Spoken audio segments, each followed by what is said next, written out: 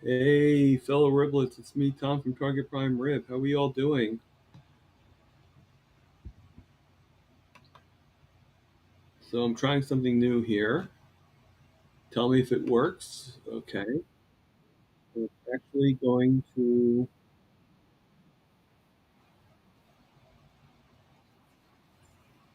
All right.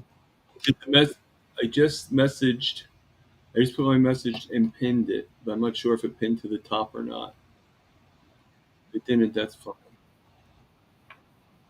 Oh, it did. Okay.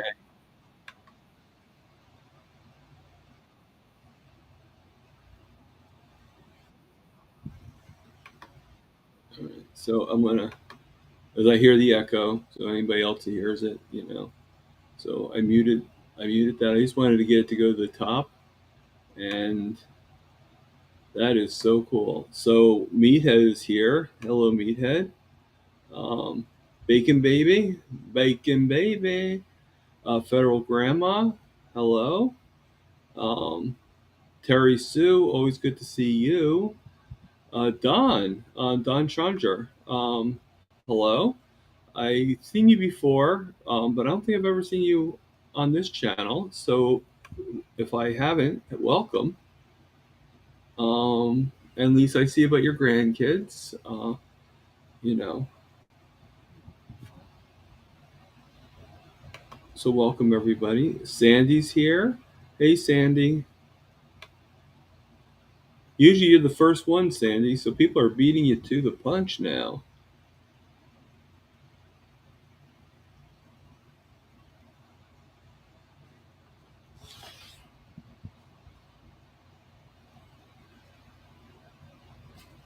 So Lewis is trying to show me a picture um,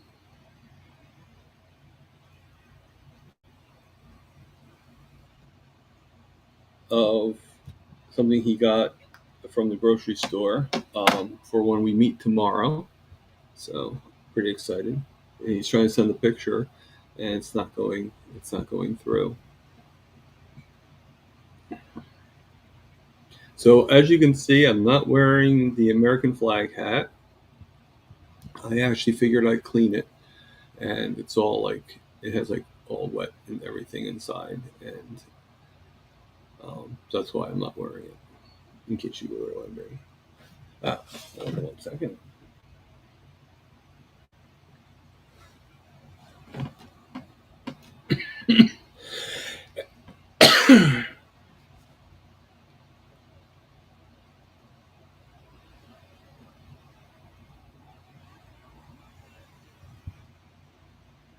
Wow. Okay.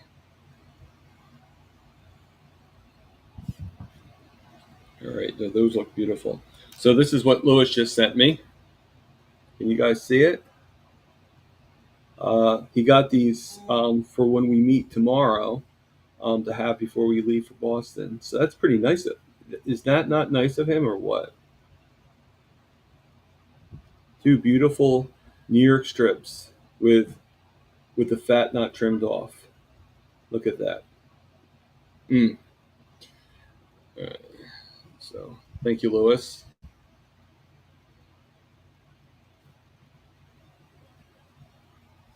Boy, he truly is a great guy.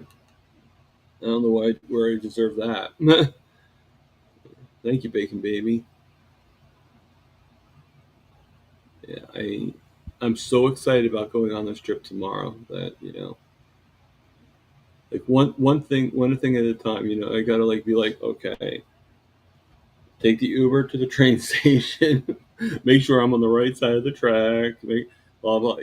Like I know these are simple things, but for me, I'm just so not used to traveling, especially on the train. It's been years. I used to do it all the time, but things have changed. I mean, this is like way before COVID and everything. So, but I'm just so excited. I really am.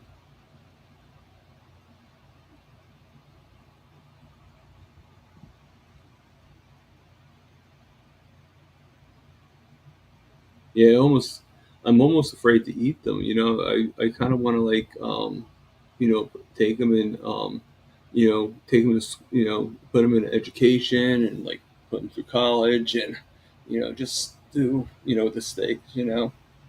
Just joking. I'm gonna eat them. Sorry, a little silly today. Yesterday was a little bit of a different day. I did last for about 42 minutes, but for me that's even on my bad days I usually last longer than that. But he needed some help, so I helped him. Hey Jill, how you doing?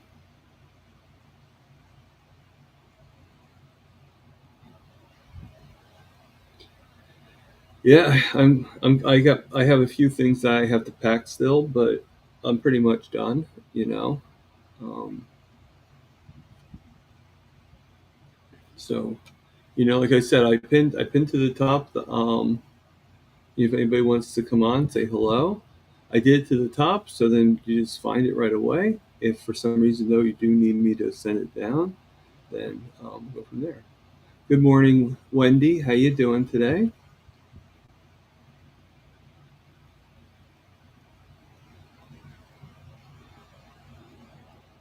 So we've got quite a few people in the chats today. So this is pretty cool.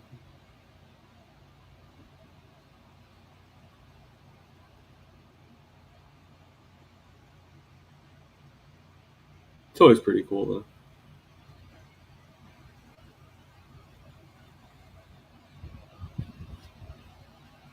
So Jill, I'm guessing you can't wait for Boston, huh?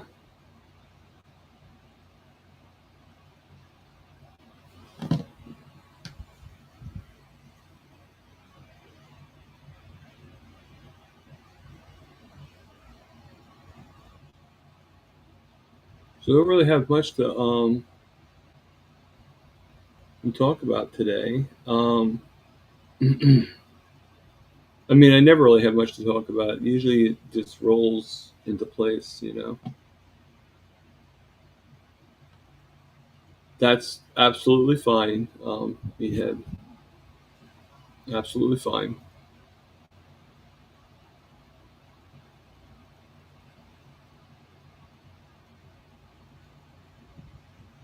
The offer is always there for anybody that want to come on. So.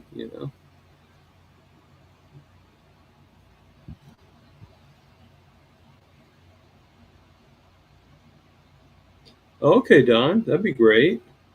Yeah, I'm going. Jill's going. Lewis is going. Uh, I'm not sure who else on here is going, but it would be great. Look for us and everything done. I mean, I don't know if we'd actually recognize you.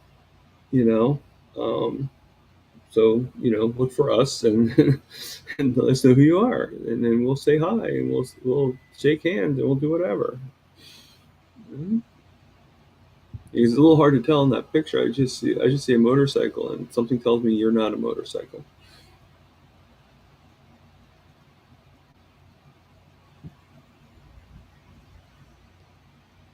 Oh, thank you for that, Jill. I appreciate that, but I I would have to think that a lot of the others are pretty highlight too. Yeah.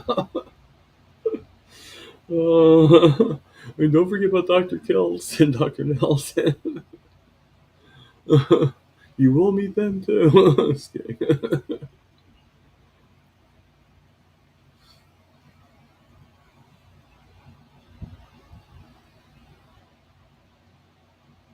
So I did trim my beard a little bit. I kind of like went in here and everything, but I don't know. I don't think I did it like too even, so I might just shave it off. I don't really know.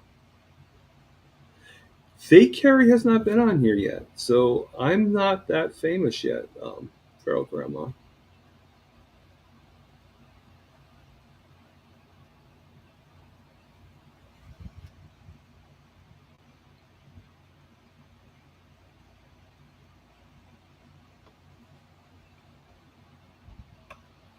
And Terry Sue is saying hello to everybody. Where do you live, Don? Like, do you live close to Boston, or are you pretty far away?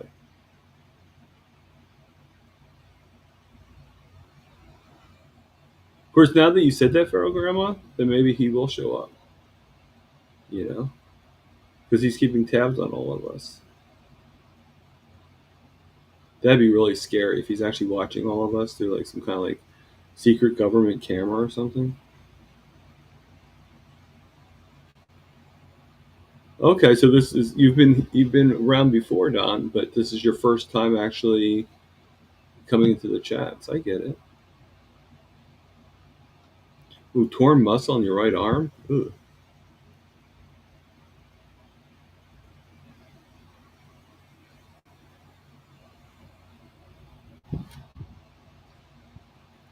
Thomas without. So you don't like the hat? Is that what you're saying, Bacon Baby?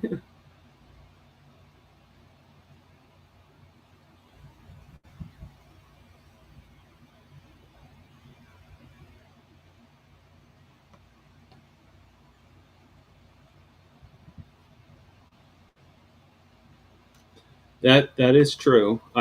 See, for me, I haven't met any of them yet. This is my first time meeting everybody. So everybody's exciting to me.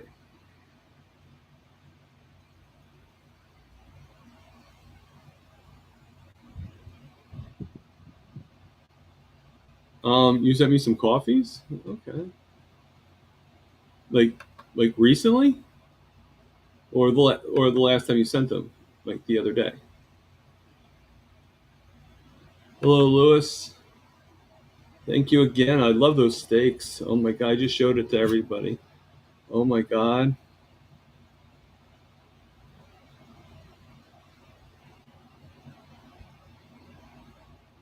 No, I knew what you meant by which name. I just don't have an email telling me that I got the coffee. And the same thing happened to Sandy. Sandy said she sent me some coffees, and I never got any notification or anything that I got the coffees. So uh, I would make sure that I don't know, like make sure you're. I mean, like I don't want you to get charged for something that never came through.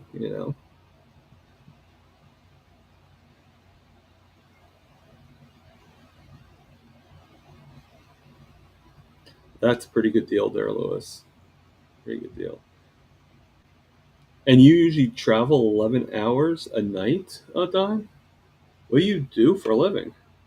I used to when I worked in the tuxedos. There was one guy I worked for that the contractor that was like building his store actually lived in Virginia, and that was about like a 15-hour drive, and he actually came every day, traveled 15 hours, and then he'd go back home. Like he'd be there for like about a few hours and then go back home, and he did that pretty much every day for quite a while. Um, so people do travel a long ways just to do their job and stuff. But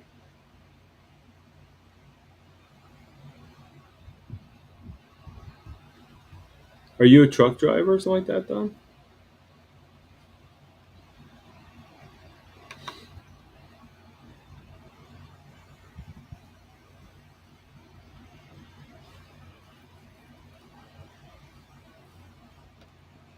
So whereabouts do you live then, Don?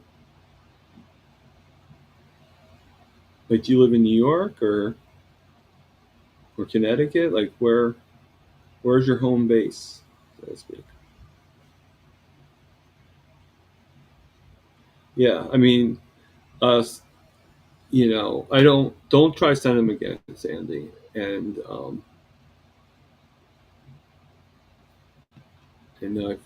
and Bacon Baby. If it's not going through, I don't want you wasting your money. All right, I do appreciate the gesture and the offer, but you guys have you've done so much kindness for me. So so you're a truck driver, so you drive the 18-wheeler. Okay, that's pretty cool, though.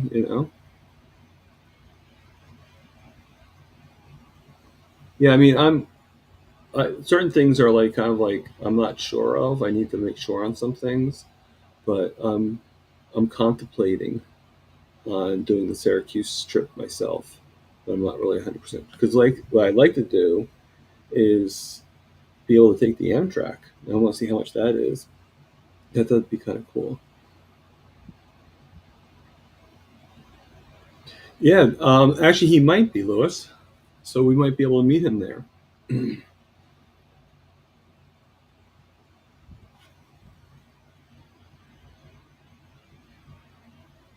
You know who else said that they might try to come to Boston, Lewis? Is Helen from All for a Carnivore and Jesus Carnivore.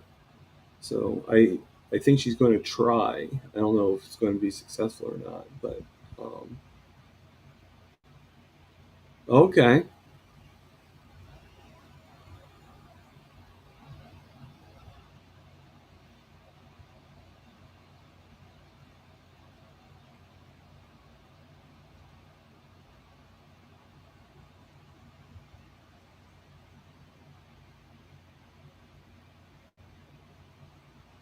And Pharaoh Grandma is helping somebody with the at symbol. I'm not sure who. I didn't catch that. So thank you, Pharaoh Grandma. That's pretty nice of you.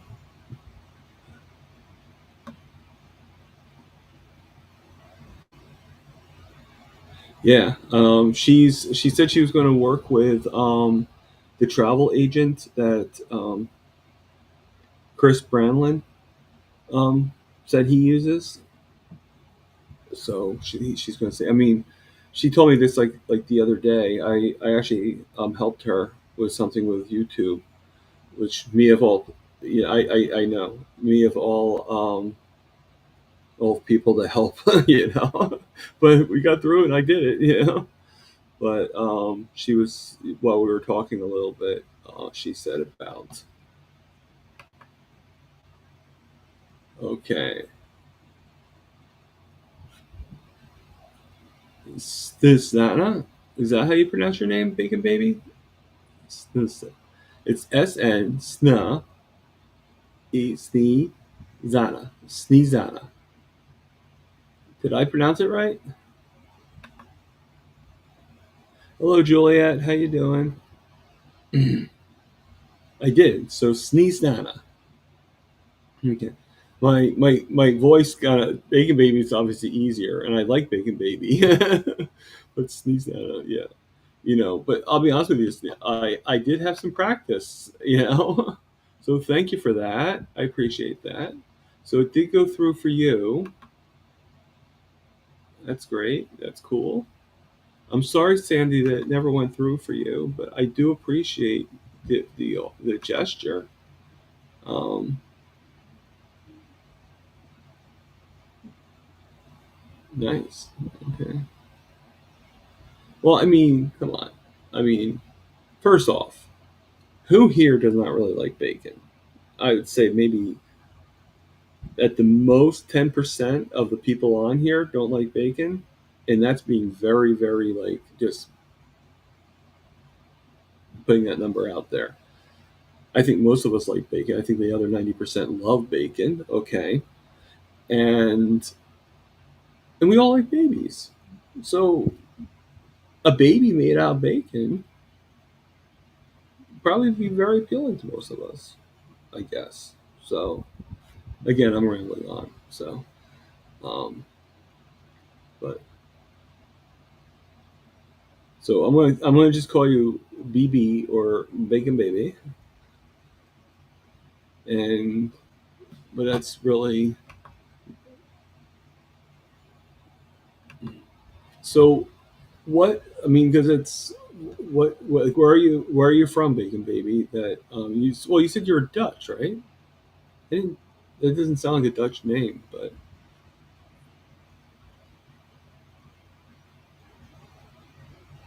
you probably are, Lewis.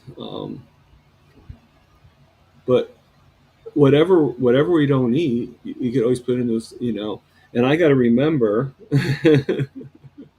I got to remember to bring my insulin and to put give you the insulin and put it into the cooler. So I guess I just reminded myself, but I got to remember to do that. You're Serbian. Okay. And hello, Sister Tanya. How you doing? Fourth live stream today. That's why when Mitch, it's funny when Mitch read the thing that I said that I'll be the fourth. I think he thought I meant like I'd be the fourth in line on saying hello, you know, and I didn't mean that. What I meant was I'd be the fourth to have a live today. So, well, that's fine. I mean, I never get near getting that trophy. I mean, I know, Lewis. I know you have method to how you do it, but I I like time it right to the clock. Look at the seconds. Have my finger ready to push the button to I even pre-write the message so then all I have to do is go like click and put it right through.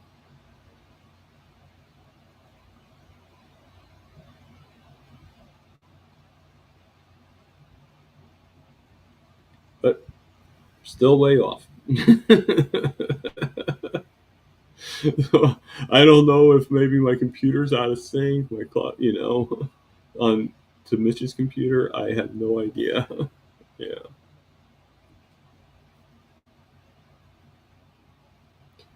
Yeah, Grandma probably will prevent us from eating, you know. Oh, thank you, Juliet. I appreciate that. I am a little tired today. I'm kind of like going. I kind of feel like Rumpelstiltskin. I keep on going in and out.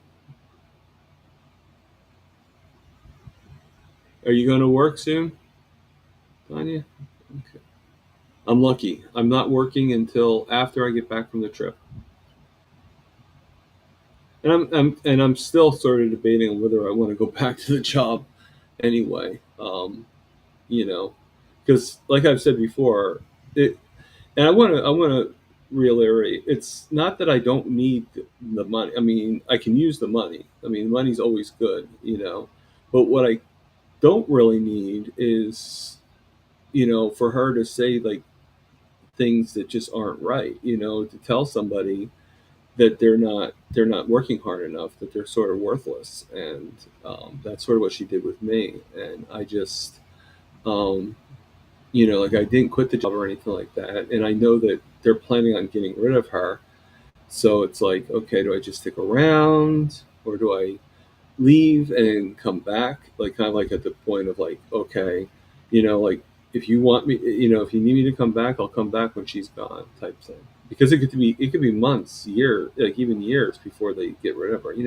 Politics are, you know, the office politics and stuff like that. So I mean, but I don't get me wrong, I'm really good. Whether or not I decide to do that, it's just going to be a decision I make, and be based on. I'll probably stay with it at least for the week after I get back on the trip. Make a couple extra $100, and then if they give me an attitude again, then go from there. you know, because basically the agreement was I was supposed to be just there to help fill in. I was just helping them out. So, to me, you really don't say that to somebody that you're helping. That you don't say that to somebody that's helping you out. Aaron, Booby Goats, how we doing?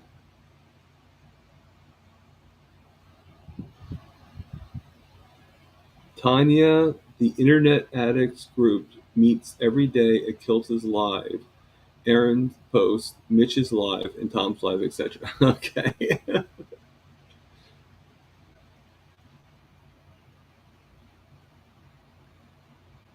No problem. Oh, your hamburger and eggs are that's pretty much my breakfast every morning. I don't always have eggs, but I definitely have the hamburger meat.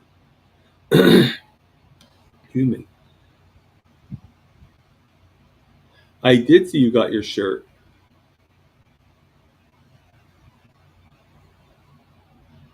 and Aaron is in the chats.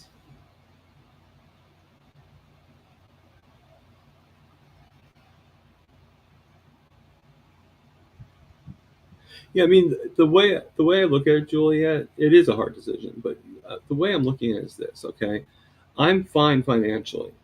Like I said, can I use the money for other things? Yeah, of course. But I am pretty much fine financially. The Boston trip was really the only thing I was really wanting desperately to save for. And there's other things I want, but can I get them slower? Because I'm still going to have an extra $200 every month. So, oh yeah, no, there's no live Lewis tomorrow. Um, yeah, I'll be on the train. I mean, I might do a short if I can sneak it in, but that's about it. And then we won't do it live until we meet up and start traveling. Um, yeah, it'd be like a car live. To be cool. And I'm gonna bring my selfie stick that has the tripod and everything. It has like even, I mean, not that we need it for the car, so I'll probably just hold on to it, but it even has a tripod stand to keep everything up. The phone will hook up to it, and that would be it. Um, the only problem I have with doing that, Tanya, is there's going to be a lot of people on the train probably, and I don't know how the train people will feel, if that makes any sense. I'm thinking more doing a short like on the track where there's not so many people around, and just do like a quick short like, hey, my travels to Boston, like now it's beginning or something like that. Okay. I mean, what time do you think would be ETA of getting into Boston if we leave at 3:30 p.m.? Just out of curiosity, it doesn't matter to me when we leave. I mean, Lewis, you could tell me to leave for the train at like 2 a.m. and get there at like 5 and blah blah blah blah because you want to get there in the morning. I mean, whatever works for you is what works for me.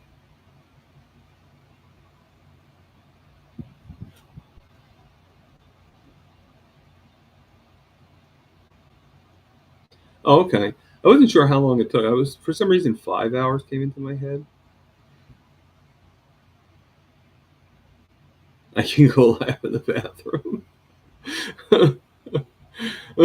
Have you ever seen some of those bathrooms? I don't think I'd want to record that.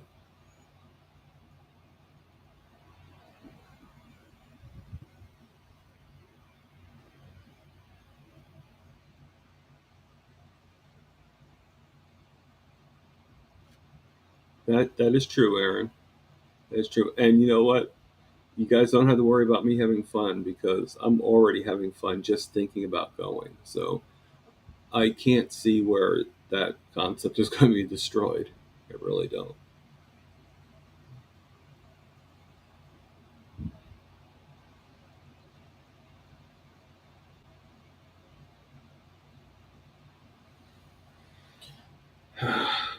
If I have to, Don, I'll mute the mic.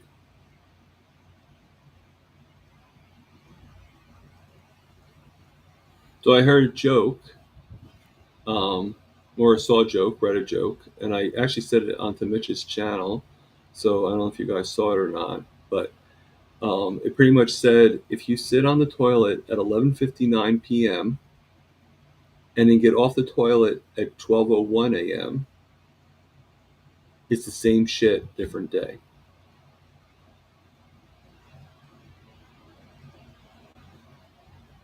So I just thought I'd let you guys know that.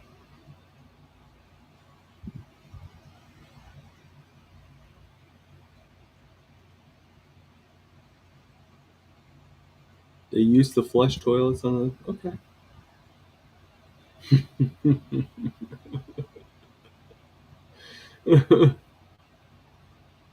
Don't worry, Lewis. I don't have too many jokes like that.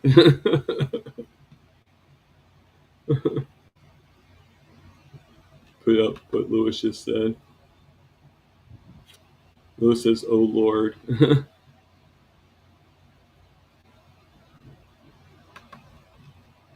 And hello, meathead. Hey, Hey, how you Look, I doing? had trouble getting this started. My browsers blocked my mic and my cam. Oh, well, you're much better today than you were the other day. So, Yeah, I think it's due to my browsers. yeah, Sort of a yeah, private person. yeah. I mean, the only So how's person that had a everybody? really hard time the other day was CB Carmack. He had a really hard time getting on. Oh, yeah, I saw that.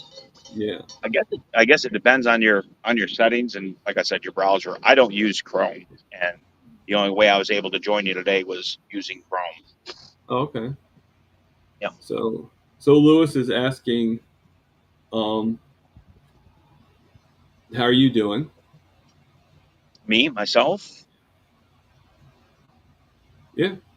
Oh, I'm sorry. I don't know Lewis. I don't know who he's speaking to, but Oh, I appreciate it. he's speaking to you. He's asking how Meathead is doing. Oh, So, well, I he already all I knows how I'm doing. So, all I see is my face and your face on the page. oh, okay. Yeah. I'm So trying to get, I'm I, missing a I'm couple of, getting ready for work. Threw a shirt on, and I'm cooking right now. I'm cooking my lunch, and I got a doctor's appointment because I got to have surgery on my arm, and I can't wait. It's been 3 months waiting to get this done. oh, God. So, well, I mean, good luck to that, you know. When is the surgery? Like, Well, that's the thing. I've been waiting 3 months to get the appointment. right. Oh, so Uh, just to get the appointment, you've been waiting 3 months. yeah, because Wow. it's been the logistics of between appointments and communication. Yeah. People Yeah. don't No, communicate, I and can relate to that. because it's workman's comp, uh, I, I I haven't worked in almost, well, that's 25 years. So things change in 25 years. Yeah. Wow. So, I mean, good luck to you. I mean, keep us posted, you know, Oh yeah, yeah. definitely. But, I yeah. just got to get this done because I got company coming from overseas, and they're going to be with us for a while. So I got to be able to at least drive when they get here. Yeah. Yeah, if it's the shoulder, it's a little hard to drive sometimes with the steering and stuff. Yep. Yeah. So I hear you got a little excursion happening. When is Yeah, it? Where's it? Where? well, I leave tomorrow Okay. to go, but the event's actually on Saturday. Me and leaving tomorrow to go to Lewis, and then from there, then we're going from Lewis's hometown to Boston. Gotcha. I'm Yeah. sorry for the noise. Oh, Like I you're said, fine. I'm in the middle of grilling my eggs. Yeah, it's all good. It's all good. Um, yeah, I mean, I mean, I know the medical can be, like just getting appointments and stuff like that can be very problematic. It's like pulling teeth. You know, It's annoying. yeah, it really is. I mean, unless something like really happens bad, they're not really too fat. They go to you and they're like, yeah, you have like, we need to do an operation right away because your appendix is about to burst. They're like, okay, not that I've ever had an appendix burst. I'm just giving you an example. But Yep. and I'll be like, okay, like, okay, so when do we? Oh, we'll set you up for like 4 or 5 weeks from now. Well, if it's that important, it's going about to burst, then why are you setting me up for 4 or 5 weeks? It's just Well, I know. I know. I had my appendix out when I was 17. right. Now I just use the appendix as an example, except you know, but Yeah. because like when I had to get my toes removed, it was like okay right away. But even then, it was like sort of like 2 or 3 months before the actual procedure was done. So it's Oh like, yeah. Right. which is really hard because it's like you're going back and forth, like you're getting worried because you're like, is my problem going to get worse? Is it? Yeah. No, I totally agree with you. Yeah, It's a joke way they treat anybody, really. Yeah.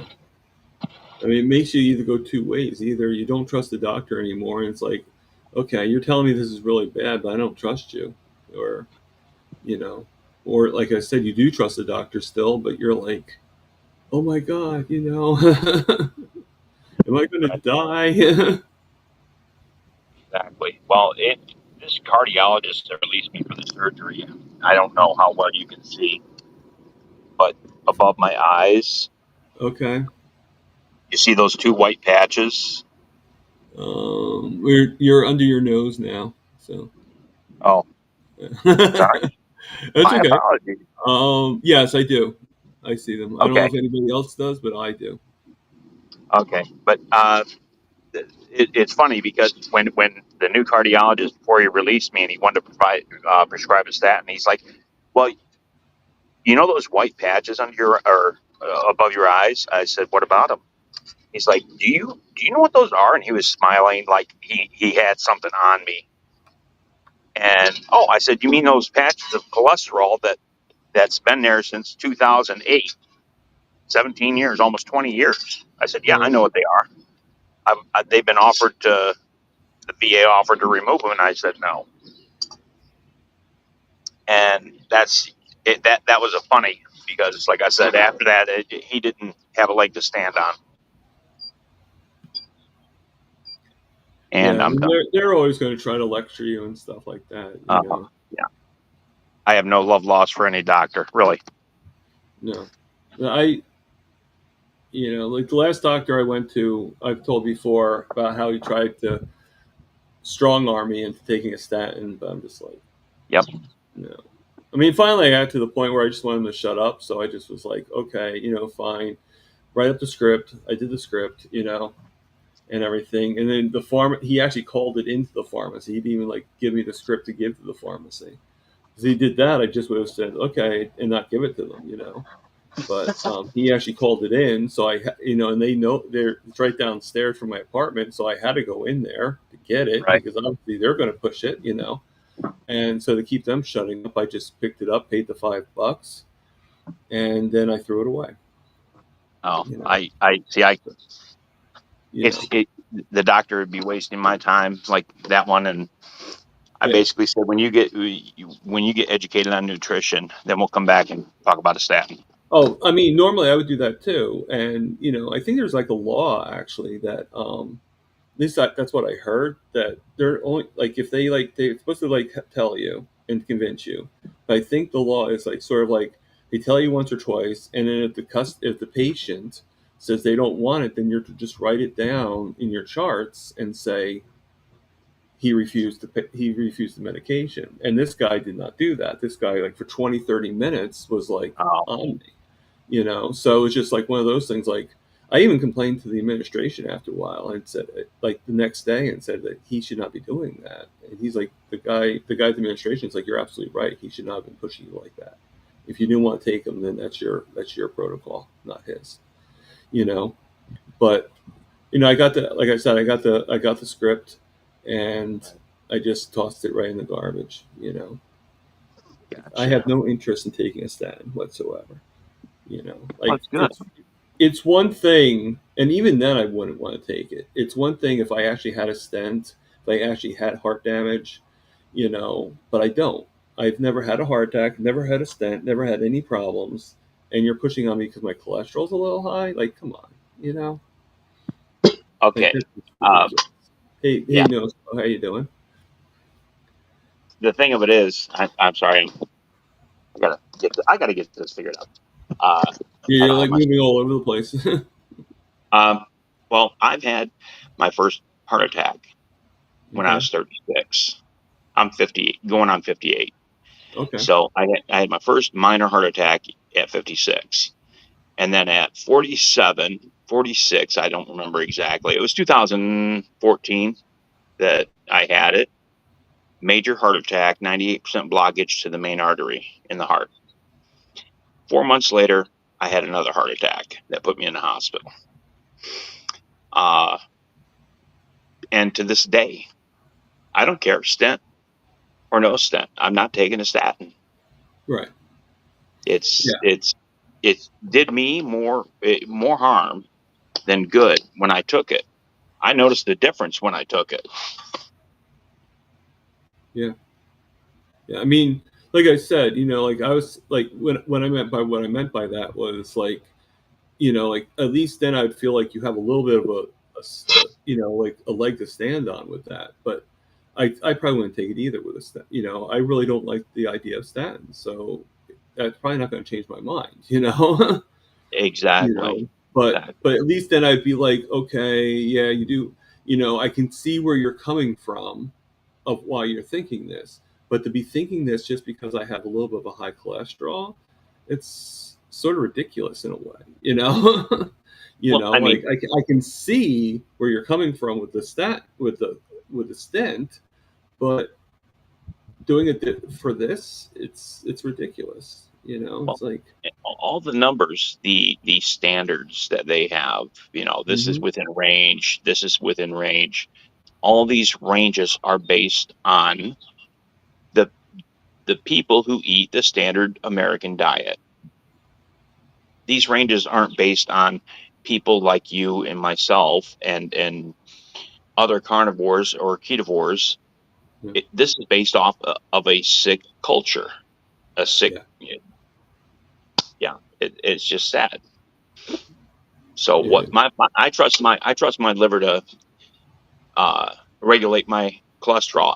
My cholesterol used to be 500, 600 at times. I never had a heart attack. That's how I got these patches though. Yeah, I think my last cholesterol was in our standards is not even high at all. Was like 215 or something like that. So to me, Right? that's not even high at all. Um, Exactly. but I guess it was high enough for them to push. And I think the doctor was just like, I think he was like a car salesman in another life. Basically. So you But he know. wanted to take his family on a cruise. Yeah, I mean, like, I used I even told the guy at the administrator. I said, what he reminded me of? I said to him, I said, have you ever been to the mall during Christmas? He's like, yeah. I go, do you know those kiosks that you have like that sell lotions? Those people? And he's like, yeah. I'm like, that's what he was like. As a doctor, he was selling me. He was trying to sell me the statins, like he was like trying to like push like lotion on a kiosk at Christmas. There's a certain That, sadness to that. I'm sorry. that's rich. That you is. know, like how can you respect your doctor that is like trying to sell you? Like for a very very low price, you can get a statin for like 20. Exactly. Yeah. So how long is this? Let me ask you, how long is this excursion? You're going to be at this meetup where in Boston? In Boston, yeah, it's a 1 day thing, and so I'm going to go there tomorrow, and then we're going to go to a hotel and stay because it's going to be early in the morning, so we're staying there. And then for that day of Saturday, and then Sunday we're going to do a little sightseeing, and or at least we're hoping to. I guess it depends on the weather, obviously. Right. And then doing everything in backwards reverse and going home. Nice, nice. Uh, I don't know. I don't know if they're done with the wind or not. I don't watch the local weather. Uh, I get my weather from a couple of YouTubers. Okay. I just want to shout them out because they are really, really super good. They're like I think one's in Florida and the other's in Kentucky, but they do nationwide and they will give you almost like a 10-day step by step what's going to happen. And that's one is Ryan Hall, y'all, Ryan and Hall. Okay. the other is Max Velocity. Those are my two weather go tos. When Okay. we had severe weather after I went to work, I told my wife, I said, you put your little buddy on and see what he's saying. And we had a tornado. So she had to take cover. That's pretty So cool.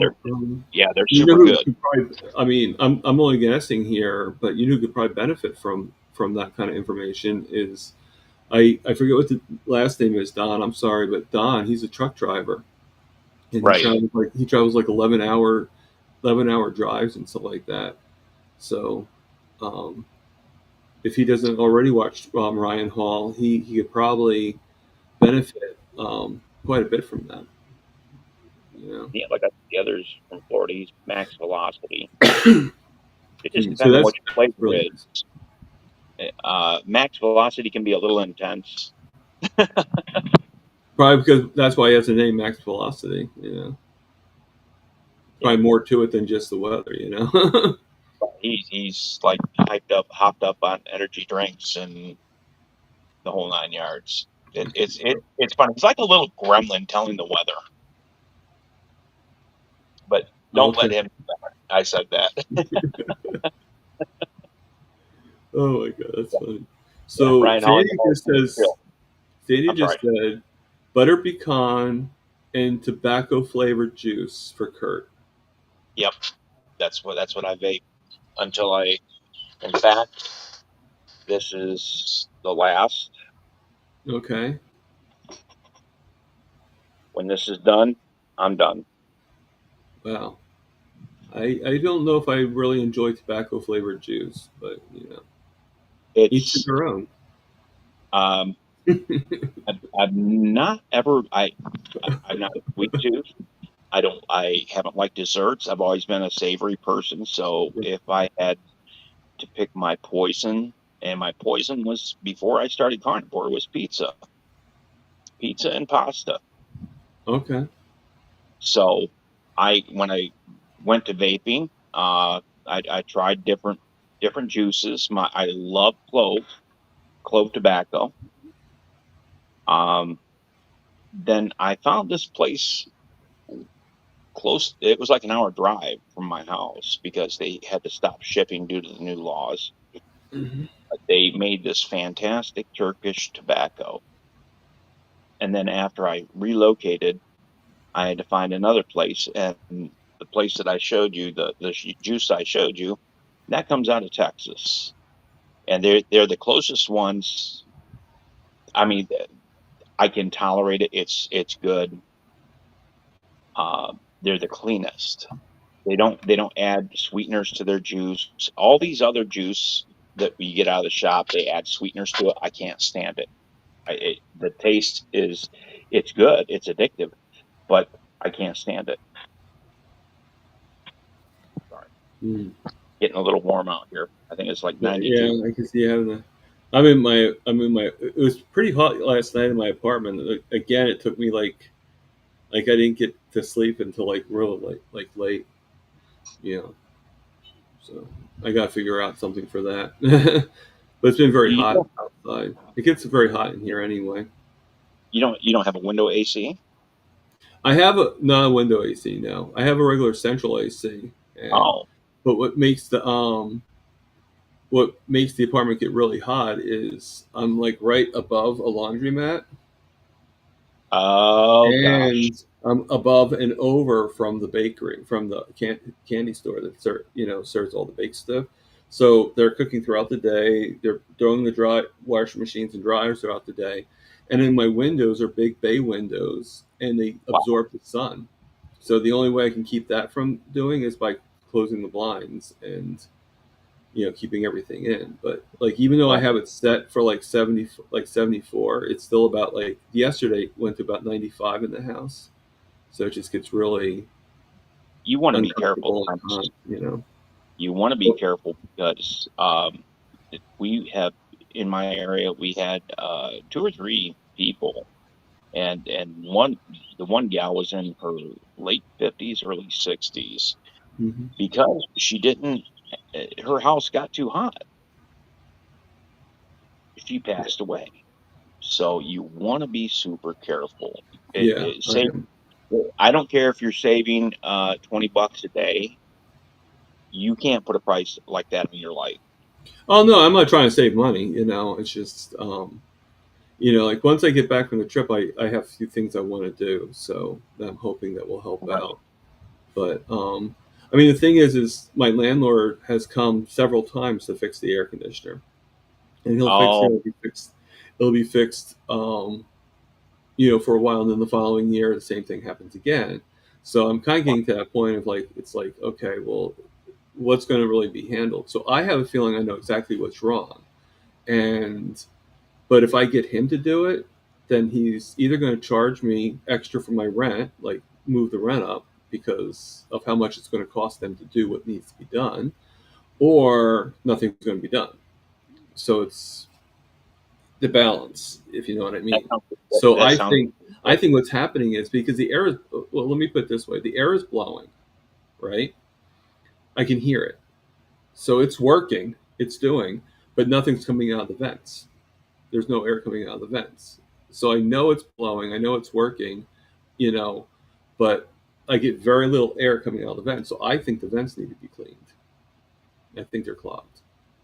But if you, that's part of the rent is the Oh no, upkeep. and that's what I'm going to tell him. But like I said, you just kind of, because I know they're trying to get the rent to go up, but find every excuse. I'm probably just being paranoid, I guess you could say.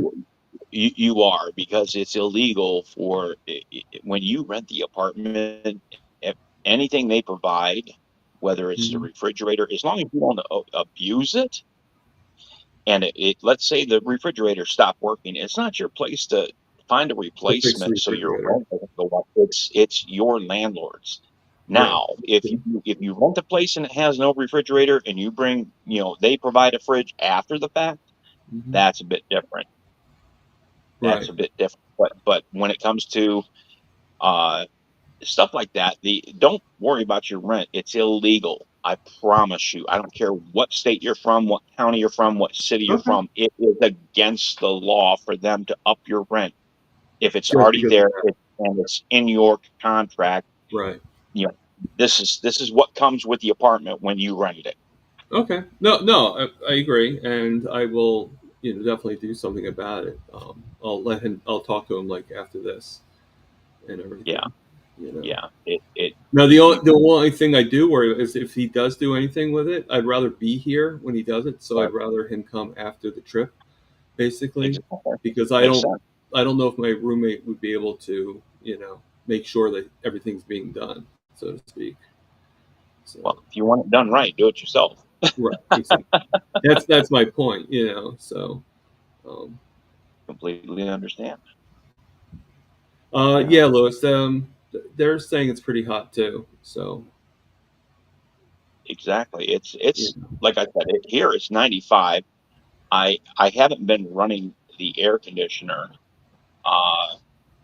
I've been saving electric, and I usually my electric bill, wasn't this hot before, but my electric bill was running 200, 250 a month, and I finally got it under 100 a month, but it's extremely hot, and I don't want to burn the air conditioner, the central air up. Right. So I told the wife, I said, come about 1 o'clock, 2 o'clock, turn the air conditioning on to 67. Then when you go to bed, turn it down, put it up to 63 so you can sleep good. And that way, when I get home, it's freezing cold. I can't sleep if it's 68. No. I've tried. Yeah, it's like that's how I'm like. It's not so much the heat; it's more of the sweating. Like it just, it just makes it so uncomfortable. Like my problem is if if I'm asleep and it happens, then I'm like I sleep right through it. But once I wake up and try getting back down again, and all the sweat and everything, it's hard to get back to sleep because it's like you have all this like stickiness and the sweat, like these these sweaty sheets and stuff like that. It sounds disgusting, but that's pretty much what it's like. It's what happens. I'm completely different. I was setting the temperature low before I started working. I'd set the temperature low, like 62. I'd go to bed first, and then the wife, before she came to bed, she would turn it up to like 65. So it's only like 2 or 3 degrees difference. This is no joke. And about an hour after she came to bed, I would wake up because I was too hot, and I'd go out there and turn it back down. I was a princess. I'm a Princess P when it comes to heat. Erin's saying here that her electric bill is almost $400 a month. Yeah, that's high. Yeah. Well, but for some reason, I'm not shocked by that. you know. But you have kids and you have a lot of other things going on. Right. Yeah. So that's expected. When you get old like us, Aaron, or old like me rather, you get where you're just a couple with a dog. Uh, it's nothing to sweat it out for a few days. Yeah. Yeah. Yeah, like right now, I have my ceiling fan on, and I have my floor fan, and it seems to be working. It's pretty good Oh, for right well, now. I'm out in the garage. I just want to show you, um, that, like I mentioned in my interview, and I think I mentioned before, when I'm sitting exactly where I normally sit, and this is when I started carnivore. I wasn't able to read the tags of my neighbors, but that's how far. Oh, I mean, wow. it's not that far, but you can see from the street. I wasn't even able to, before I started carnivore, I wasn't even able to walk and collect the mail without having to come in, sit on my chair here, Right. and being winded. Right. Yeah, be like winded or whatever. Yeah. Yeah, I couldn't do it. I couldn't take what I'm sweating now, but So wait, so Aaron, it's almost $400 without the AC. So how much is it when you put the AC on? Because usually the AC for me makes things go like triple the price. right. So she's saying her electric bill is 400 without the AC. That's what I'm gathering. Yes. Wow, she's got some ghost, Yeah. something that's sucking the electric. You know, because I can't see the washing machine doing that. No, no, I mean, hold on. If you have an I know you electric, do a lot of laundry. Don't get me wrong, but if you're electric, if your dryer's electric and that's on a three phase, then yeah, okay. it and you're doing a ton of laundry, it's going to suck. That's why gas dryers are the best, or even hanging them out Yeah. No, during the she just summer. confirmed 400 with the AC. So okay, that's Okay, okay, that's not bad. That's not bad. You got a bunch of kids and yeah. you know everything else. Yeah, because you Yeah, don't want the kids to be passing out from heat. You know. So, exactly. Do your kids drink from the hose, Aaron?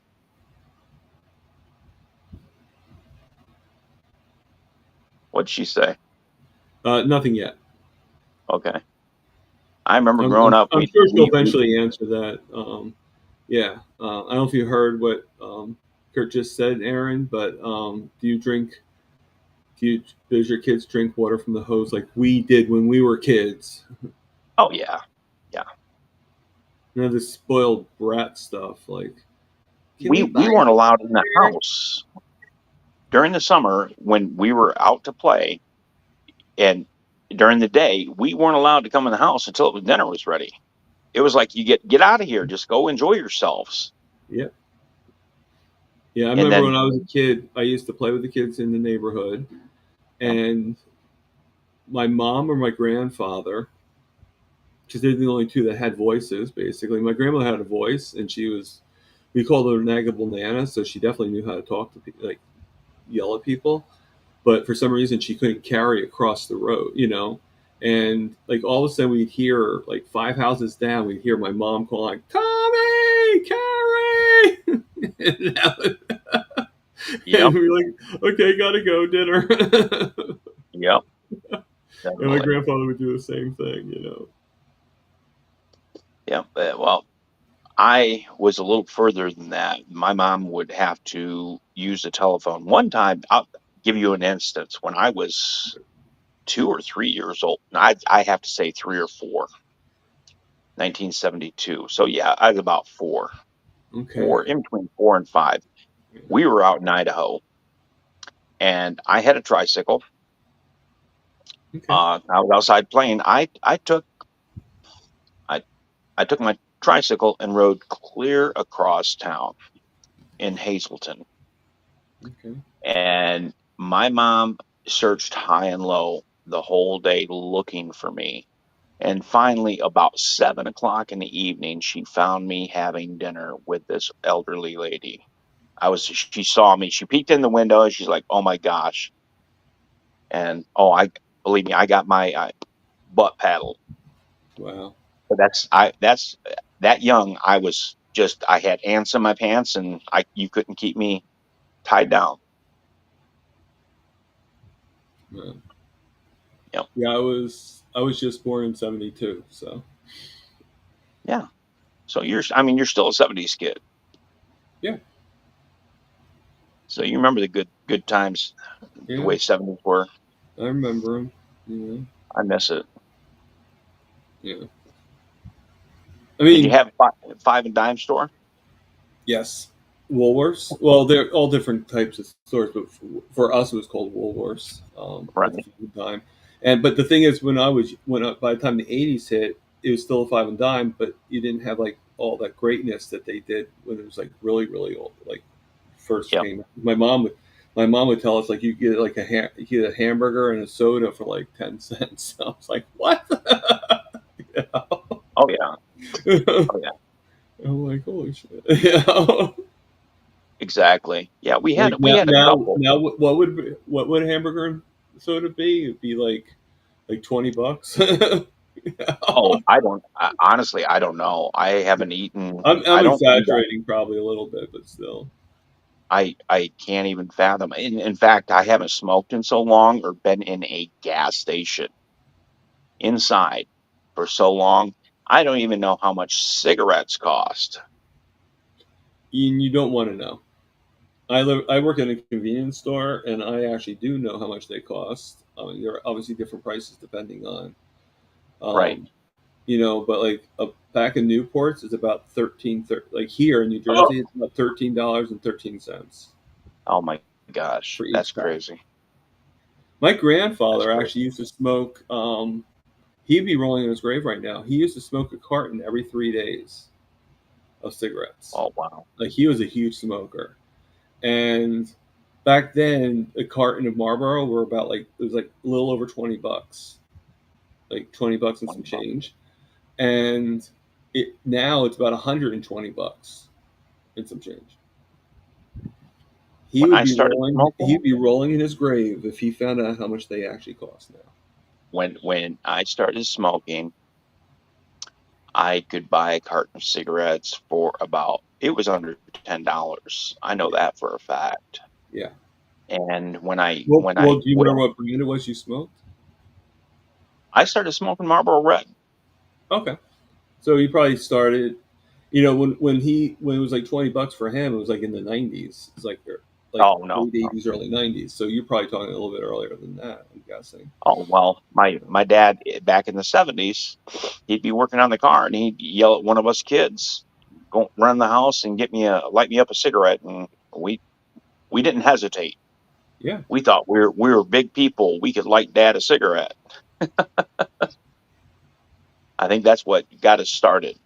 Yeah. And I'm not blaming them for getting us hooked on cigarettes. No, I'm just saying that was like entry level. Okay, I guess it seems okay. My dad does it, and they're letting us do it, so I'm gonna do it when I get older. Well, it's not good. Don't do it, kids, if you're watching. yeah.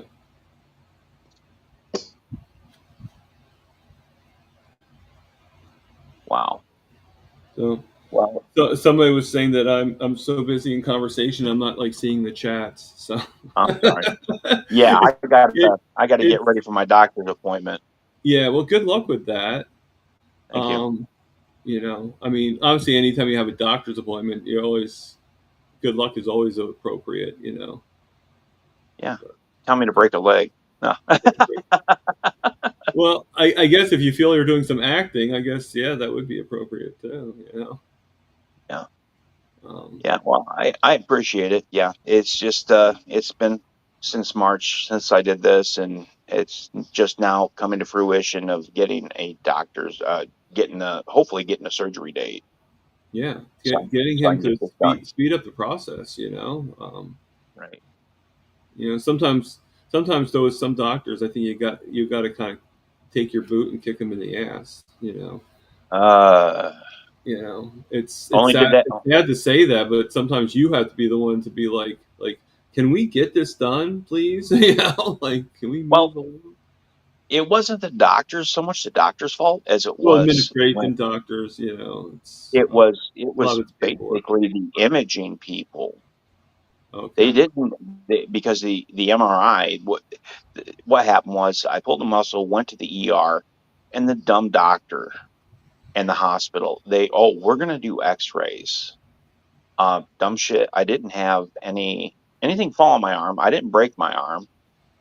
I felt a snap. My arm felt on fire. So Okay. it more than likely I tore something. But we're going to do X-rays because that's going to show soft tissue. So they did that, and then I had to see an orthopedic. The orthopedic said, "Okay, well, we need you to get an MRI." Then the imaging, everything, everybody, there's a specialist. These people don't do the MRIs. Nothing's done in house anymore. It's subcontracted, which irritates the crap out of me. Everybody's got to get their hand in that cookie jar so they can get their little piece. Yeah. So the imaging company said, "Well, you have a stent, so we need to have a copy of your stent card." I'm like, "Okay, the wife, we moved, so the wife's in charge of that. I got it. I scanned it. I emailed it to him. I waited a few days, nothing. I called him up. Well, we never received it. You sure you got the email address? I gave it to him. Yeah, that's the correct one. I still don't see it. So while on the phone with him, I emailed him again. I forwarded the original, and still we didn't get it. So I had to call up my caseworker with Workman's Comp, and she said, email it to me. And while I'm on the phone with her, they received it.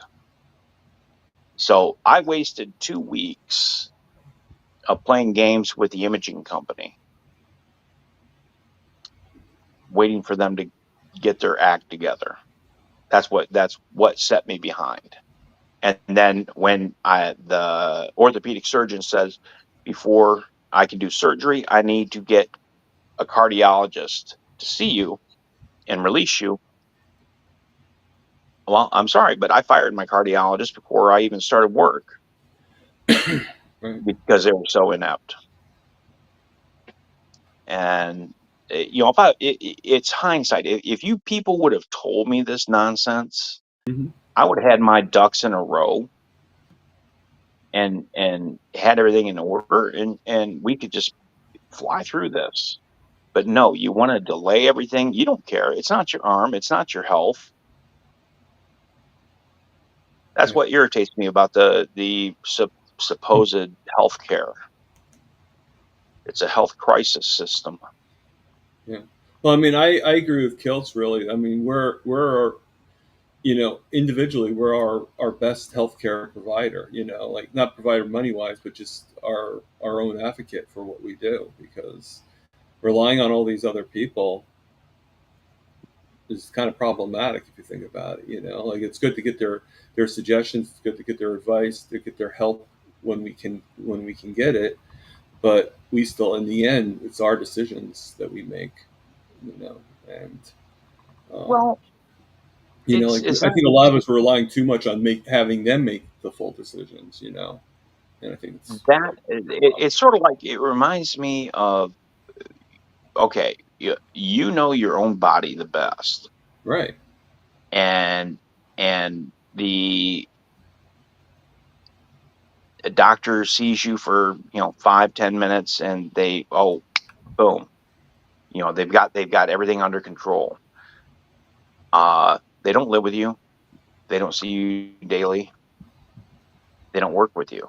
So it's sort of like speed dating. That's Yeah. all it is. It's like speed dating, and it's the luck of the draw. More than likely, it's going to be like Vegas, and you're going to lose. that's my analogy of doctors and health. It's like speed dating, because you're going to get a partial picture, and you got to make a decision. Is this the best choice?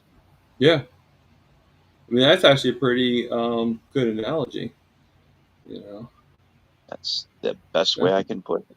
But anyways, I don't want to keep you. You got to get back to the Oh riblets, no, I and mean my this is part of apologies. the show, so you're not keeping me. You know, it's just part of it. You know, but I yeah. appreciate it. You know, I don't know if you want to answer this question real quickly though before you leave. Joanne T, which is welcome to the channel, Joanne, is asking what magnesium supplement do you take? Well, not you personally. She's asking everybody, but obviously. I take the brand is called. It's the cleanest I could find. Papa Carnivore has one. I didn't look at it. I'm gonna check into his. Mhm. But the one I have is, I think, Elements or New Elements, and it's got magnesium, potassium, and vitamin D3. It's got Okay. the essential, because you need one. You can't. It's best to take all three together because it's better absorbed, as Dr. Berg has stated. Um, but yeah, I'm pretty sure it's New Elements. I Okay. got it off Amazon. Okay. That's pretty cool. Yeah, I mean, I'll be honest with you. The only time I've ever had electrolytes was when I went from Kilts. Those are the only electrolytes I've actually had. I don't really take electrolytes really. I put some salt in my water, but that's about it. And I never really felt any difference with or without them. So, um, you know, I'm sure they probably would be good for me, but I just never, just never went Well, that route. You know. well, you would be surprised that when we're talking about electrolytes, we're I don't is vitamin D part of an electrolyte? I don't know, Yeah, that I don't know. because it's recommended you have so much vitamin D. Uh, the for the uptake to happen, you need potassium and magnesium. Like I said, they all work hand in hand for better absorption. That's what Dr. Berg has said. But I recommend you watching Dr. Berg Okay. on his vitamins and minerals, Yeah, I and probably would benefit from it. I'm not doubting that. You know, I just never really noticed any benefits. Let's put it that way. But there probably were. I just never noticed them. You know. yeah, I use Redmond sea salt, or yeah, Redmond's real salt, Yeah. and I put that in my water religiously. Yeah. I just put my, even though it's smoked salt, I just put some of this, a little bit of this in my water. So that's all I have. I just take a few and put that in my water, and that's As long as it's not that Umbrella Girl, you should be no, good. no. That Umbrella Girl has sugar, and Yeah. they use chemicals to keep it from sticking together. Yeah. No. It's either Redmond's or, like I said, I got the Maldens off of Old Guy Carnivore's channel. So I'm jealous. I haven't tried Malden's yet. yeah, it's pretty good. And Cool. it's a smoked sea salt, so it has a little bit of a smoky flavor to it. So it's not bad. Oh, you talking the Redmonds? No, the Molden. I gotta try that. Costco's supposedly had it, but they don't. They have the regular, Yeah. and Well, like I I said, wanna. I bought this size tub here. Right. I bought Yeah. that, and I got this off of Mitch, off Old Guy Carnivore. Oh, you used one of his links? Yep. So Cool. I try to like if I can, if I have a hard time finding it in the grocery stores, I have to order it anyway. I usually try to, order off of somebody else's link so that at least they get some out of it. You know, Right, right. like one of the things I Yeah. want to get that I haven't really done yet is cooking with beef tallow, and Oh, and Carrie Mann has the great big tubs that Emma sells right on her link. So I think I might like get the tub. It's like um the 11, the huge tub that's going to last right. for, and just and get it, because I tried looking for it on his link and he didn't have it, but then I saw it on her link. I was like, oh, Emma has it. Okay, maybe I'll get it off her link. Well, Thomas, And it's not that you're saving any money; it's just it's going to something. I understand, and we all have to. We have a budget, and even though I could afford to do purchase from other people, I've always been a person that does. I like to save money, and so I can Right. do like stuff like I did for Rick when he support him. I want to give full support without anybody getting their hands in their cookie jar and taking a piece. So I do DIY. It would probably cost you $30 for a slow cooker. Go down to Oh, your local Go down to your local butcher. right. Ask for beef trimmings, and the beef trimmings will come off I'll make it about myself. Okay, I get where you're coming from. and make it yourself. And here's the plus side: all the beef trimmings I get, they always have some meat attached, and Mm, you let this once everything's rendered down, you have the little chunks of deliciousness at the bottom, mm, and that yeah. I usually And I get got a two or slow three cooker. I don't even have to bowls. invest in a slow cooker. I already own one. So, There you go. The fat shouldn't cost you any more than it's going to cost you less than $3 a pound. And that sounds good. 10 pounds will give me about 3 quarts. And That there's sounds nothing good. more satisfying than doing this. Yeah, because When you I was using just butter, and then later on, Lewis got me some ghee, so I was using some ghee, which is just clarified butter. But now I'm having some stomach issues, which I've mentioned already, that was kind of problematic because of the butter. So it's like I kind of want to find another way to get that fat in. right, right. That's I know Dante mentioned something about his when he does his roast. He saves it. I can't. I gotta have all that leftover gravy. I gotta have that deliciousness with my beef. Uh, or I save it. I freeze it. There's not much tallow left, and I freeze it for like broth. So Okay. your best bet is to go to your butcher, go to any local butcher, and say, "Do you have any fat trimmings, any beef trimmings that you'd like to get rid of, or I'd even buy?" And they're more than apt. I mean, sometimes you'll get it free,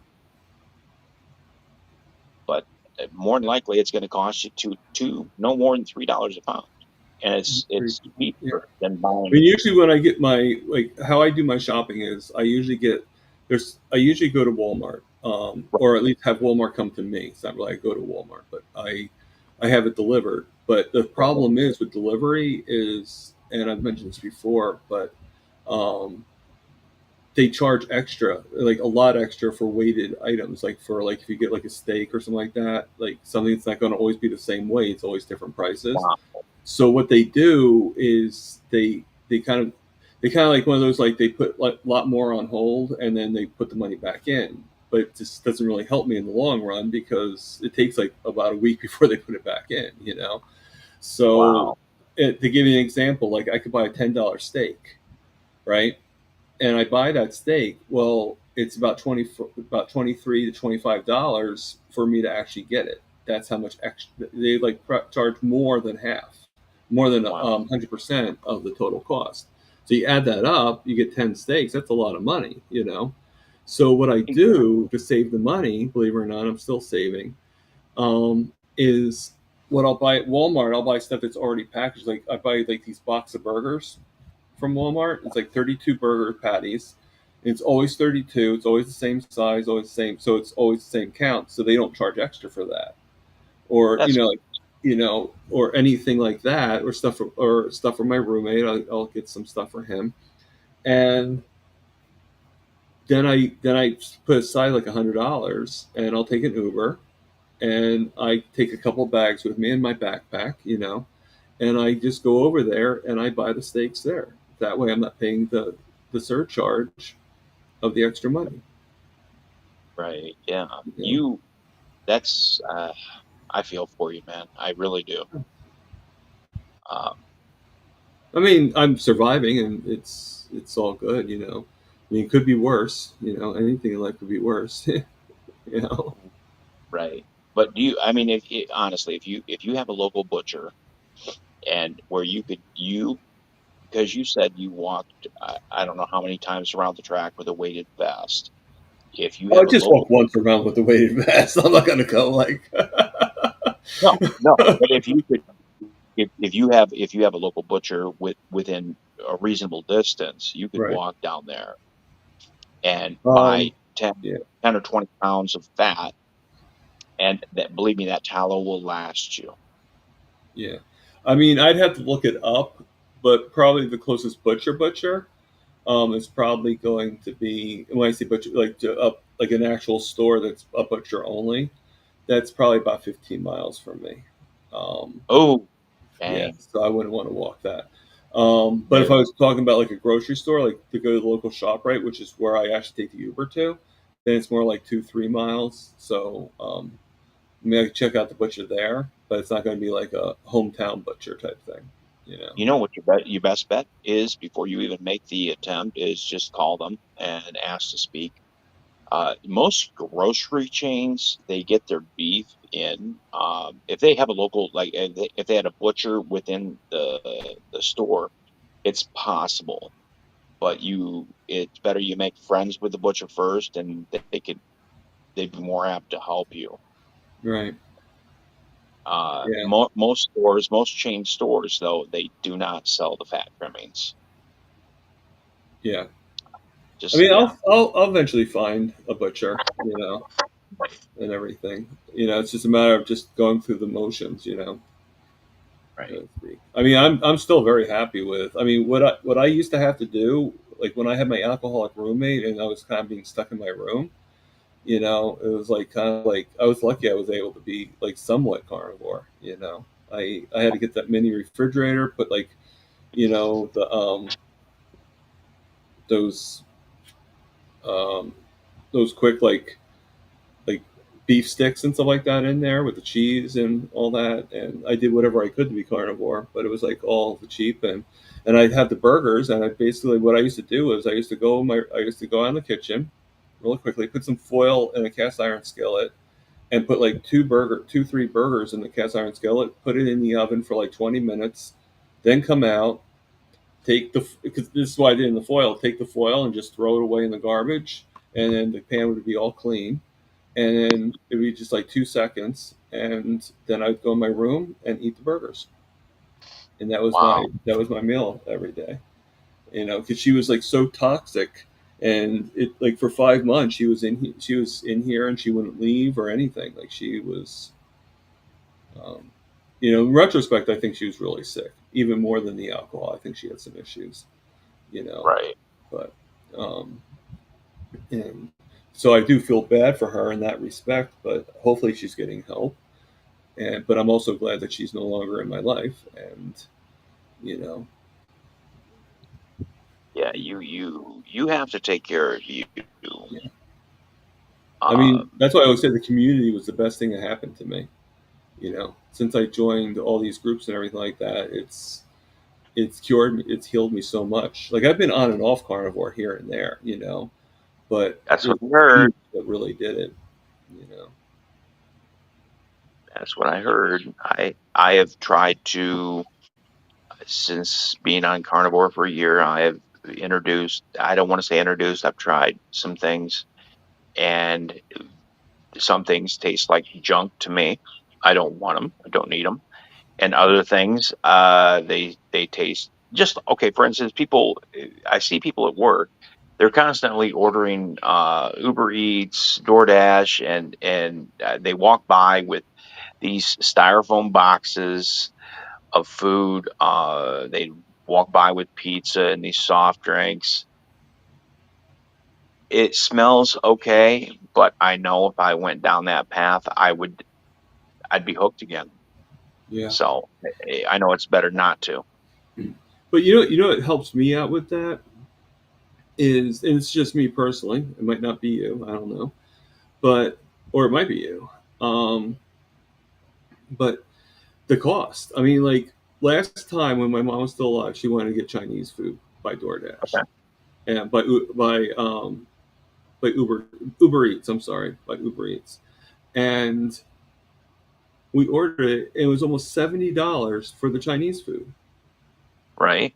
And it's like, holy God, really? Like,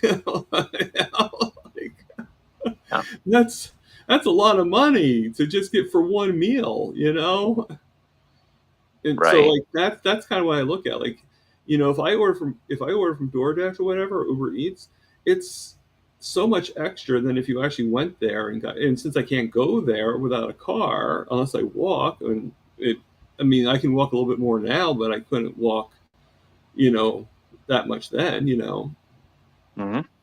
you look at these things, it's so much cheaper just to make it yourself at home. It's Well, just, when my wife and I relocated during that instance where we were tied to our houses, I worked retail, so I was a necessity for people to okay. come in and get their groceries and hard goods and stuff. But the fact of it is, I was on disability and I had limited income, but we would just, it was nothing for us to order. After we relocated, wow, this is really convenient. It was nice, but then it was like, okay, well, how much money do we have for electric, or how much money do we have for this or that?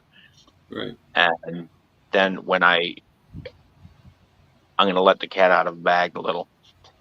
It was when my doctor started pushing some drugs on me because of my obesity and because of my sugar. Not once did he tell me I was diabetic. So when he pushed Ozempic on me, I had to find another way. And when I started carnivore, all the junk stopped. I was eating pizza 5 days a week. So you can imagine 5 days a week and no job, where my Social Security was going for most of it. Yeah. So Unfortunately, I can't imagine that. I'm sure. And I'm sure there's a few other people that can imagine that too. I mean, matter of fact, I think Papa Carnivore had the same thing where they didn't tell him he was diabetic. Like he found out later on. If I'm not mistaken, correct me if I'm wrong, Peter. I think that's what you said. no, my A1C was 7.0. It's not as high as some of these others, but it's the fact that I was diabetic, and the doctor, I was already on metformin, and he's like, okay, well, I need you to take Farxiga, and I need you to I'm going to put you on Ozempic. And that was the straw that broke the camel's back. I'm like, no, this, no, ain't happening. So, yep, that's where I typed into YouTube, how can I avoid taking Ozempic? Yeah. And then all this crazy meat shit happened. Yeah. Well, I mean, when my roommate first moved in, he doesn't really know too much about that. Like, he knows what I've told him and stuff like that. But when he first moved in, he had like an A1. Like he was telling me that his doctor, like, he had an A1C of 7.1, and his doctor's like, that's okay to have. That's good to have. And I taught him about, like, about the range of, what a type 2 diabetic range is, and I told him, so in that scenario, would you say that's type 2? And he goes, yeah. And I said to him, so is type 2 good to have? He goes, absolutely not. I said, well, then is 7.1 good to have? He goes, absolutely not. I said, well, then your doctor lied to you. He should not, he's probably just trying to sugarcoat it a little bit, but still, some things you can't sugarcoat. You need to go right out and say, and I think that's what the problem is with prediabetes.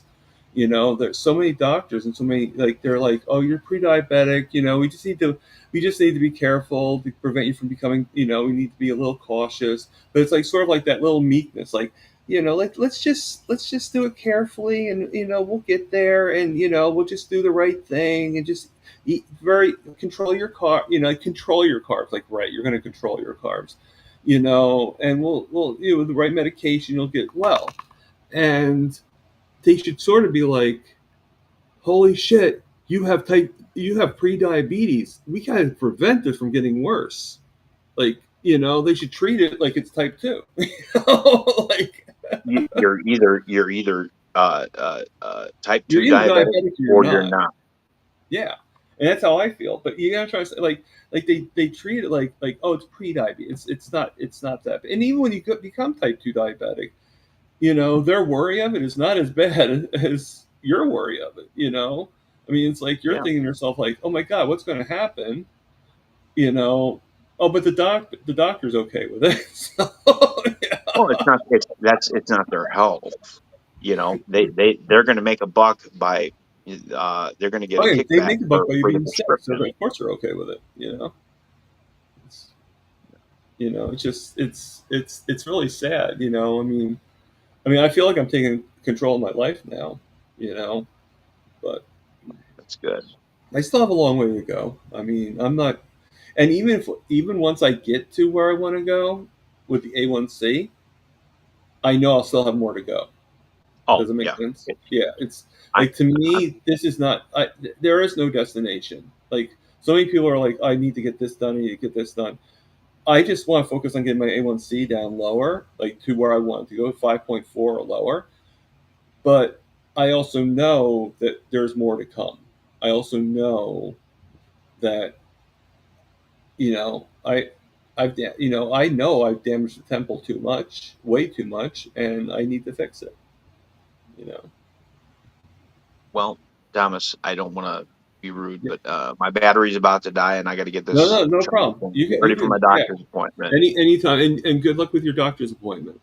Again, I I'll stay appreciate on it. for a Thanks for few more minutes, see if anybody else wants to come on, and it was good seeing you, Kurt. yeah. Thanks for having me. Always, that. Take care. Yeah, you too. Okay, so that's pretty cool, and it looked like he knew exactly how to get off, because he got off like that. So anybody that just came on, I do have the link in the top of the chats, but I could send the link again, because it's been scrolling for quite a while. So Papa just asked for the link, so that's. It's not StreamYard, Papa, but I sent you the link to the. This is actually on EVMUX, and here's Papa, Elise's head. Oh, there you are. Actually, in the beginning, it was just the top of your head. Like, it still is. We can't see your eyes or anything. Okay, there you go. Oh, there you are. Yeah, it was like just like this. Oh, there you go. Okay. Yeah. So how you doing? So maybe I go this way. Let's see. Yeah, that's Even better. That's even better. okay. So this is pretty cool. I like it. I'm not like limited to 2 hours anymore. I can kind of keep on going. So. Oh, what happened? How did you get that to work? I bought the next package. I do $20 a month for the basic package, so it's not too bad, And then I'll still have the free StreamYard for like any interviews and stuff like that. But the only thing I don't know how to do with this is how to enable people to stream to their own channels. I know there's a way. I just haven't figured it out yet. So this is a different service than StreamYard? Different Yeah, company? this is EVMUX. How did you hear about this one? I've never heard of that. Actually, you know who mentioned it to me was Graham, Carnivore Transformer.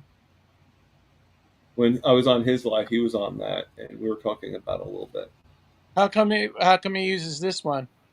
I don't remember what he said. Probably because it's cheaper. for this, if I did the basic package, like this is like the one step up from the free package. If I did that on StreamYard, it would be almost $80 a month, like $60 to $80 a month. Here it's only 20, so it's a huge savings, So, Wow. you know, yeah, I How mean, many you probably could windows do more. on You this could probably do $20 more. package? How many people at a time will it allow? I think I'm allowed 12 people. Wow. Yeah. You should tell Mitch about this. I thought he knew about it, but yeah, I could probably mention it to him. You may want to mention it to him because, well, I think he may have. If he hasn't heard us just now talking, yeah, Yeah, he I might don't be. know. He might be. you know, He might be in the background, and we don't know it. Yeah, I've had that many times happen. yeah. Yeah, I mean, I could probably suggest it to him. How's your blood sugar running right now? Right now it's a little high, What is but it? it's 151. Oh, I wonder what. So, did you eat anything? Today all I had were the 4 burger patties, but So I wonder I what didn't get that's proper all sleep about. last night. I think it's a lack of sleep last night because, like I was telling Kurt, I just had some really hard times with the air. Like I can sleep through. Like if I'm sleeping, I can sleep through anything. And I think that goes with most of us. But once I woke up, all the sweat on my pillow and all the sweat and everything like that from, I just couldn't get to sleep. My pillows Wait, were your wet. air conditioner not working? It's working, but air's not blowing out of the vents as well. So I think the vents need to be cleaned. That's what I think it is. Because every year this happens. He fixes it. He goes to the air conditioner and he fixes the compressor, does whatever. Last year they even replaced it, but I don't think he said it was a new one, but I don't think it was a new one. I have a feeling it was refurbished. And and the only thing he never has fixed is the vents. And I don't think he's ever cleaned the vents in the time I've lived here, and I've lived here for almost 15 years.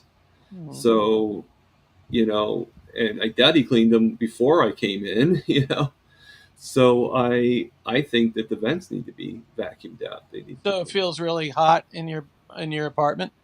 Yeah, I mean it registers really hot. Like I'll set it like I set it right now at 79. Normally I set it at 74, but I'll set it at 79 because I figure the range too might be a little problem, and it goes up to like yesterday it went up to 95 in here, even with that setting.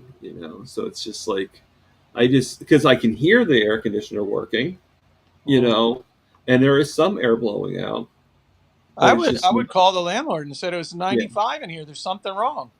Yeah, no, I am, but I wanted to wait. But to be honest with you, I wanted to be able to be here when he fixes it, because I want to make sure it's being done somewhat properly, and I don't think that my roommate would be able to know what to look for, Right.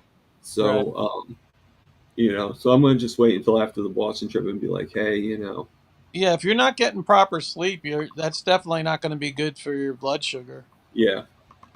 I mean, luckily today it's going to be a little cooler. So, I mean, the past 2 days have been really hot to begin with. Yeah. So, but today, like it was about 90s outside. So it's going to be hot no matter what. But I think tonight's supposed to be in the 60s. So that will be, I mean, I should get some really nice sleep. And believe it, like, once I get to that hotel, I'm definitely going to get some sleep. Yeah. When do you leave for the thing?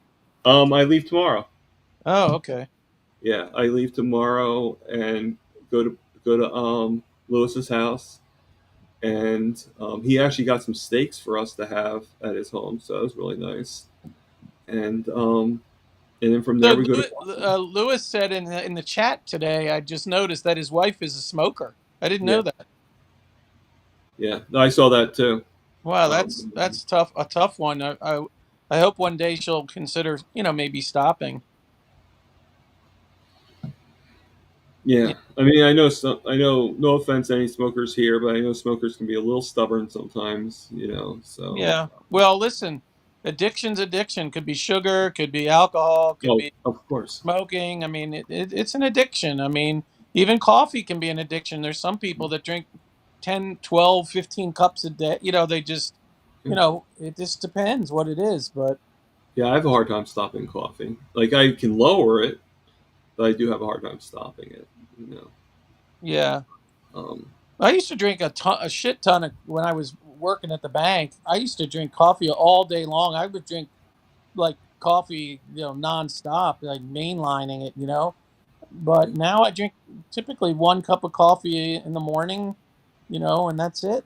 yeah. I mean, I, I drink about 2 cups a day. You know, yeah, that's no but that's it no used to be a biggie. lot. There used to be a lot Now, more now than what I that. have started to do is drink tea. Yeah. And Um, it's only this size here.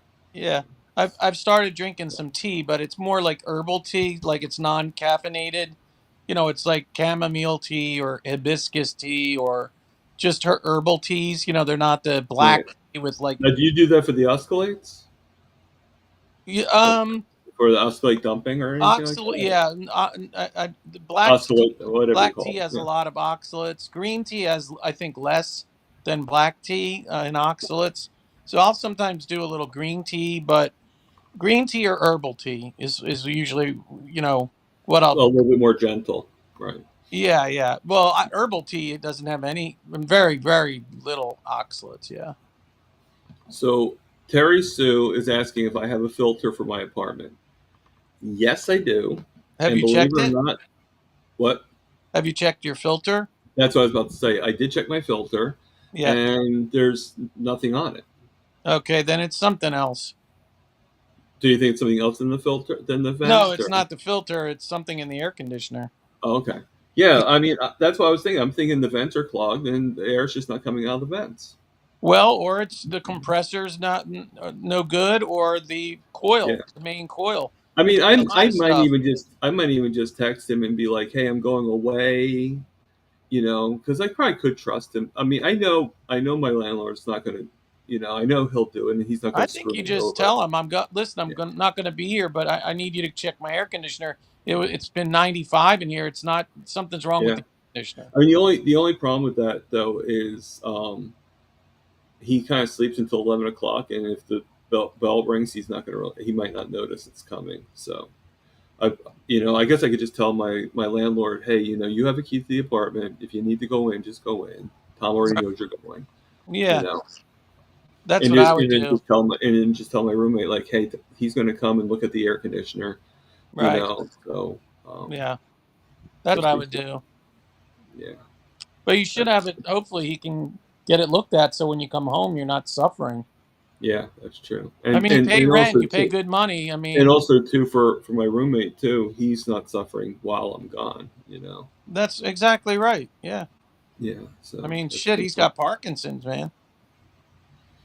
Yeah, that is true. How old's your roommate? 68. Wow, so he's only 5 years older than me. Yeah. My uncle, my mom's Which is brother, has which is probably Parkinson's. why he likes Old Guy Carnivore, because it's like somebody older than him. So, So but he listens to Old Guy Carnivore, and he has, yeah, he listens to everybody. He just doesn't think that he doesn't think this diet is good for him. So he just so um, is that because he has Parkinson's? maybe I don't know.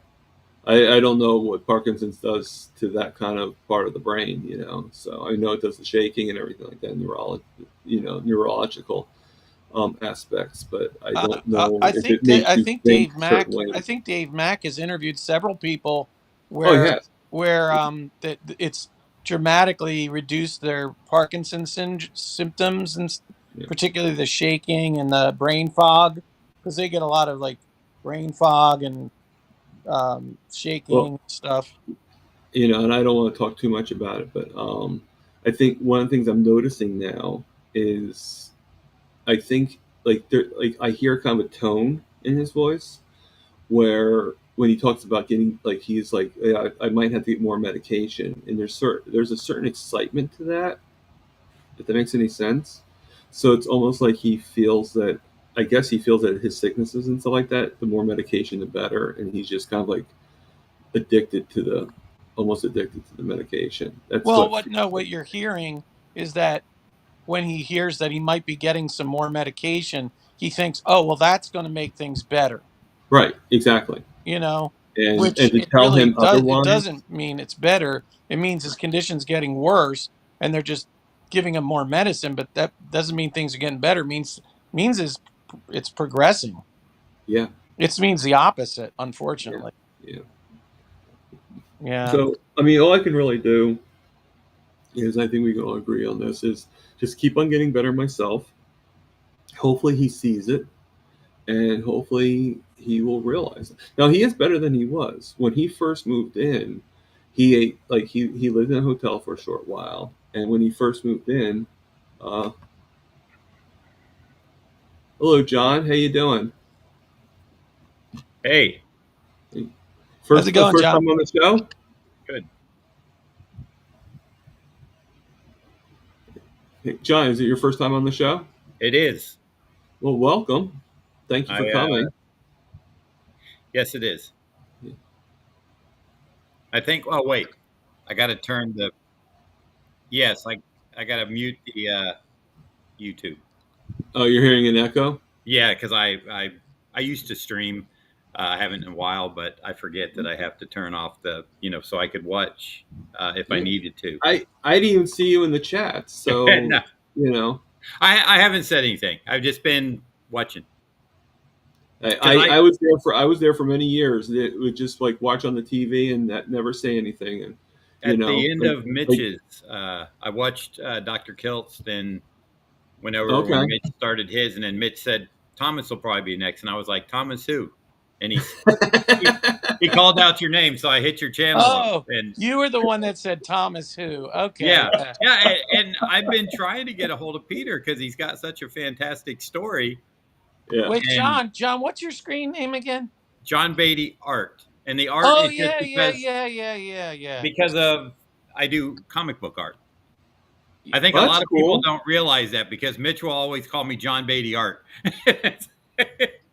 It's like the people that know my work they'll get it, Now you watched my interview with Kerry or Dave Mack or one or the other? Yes.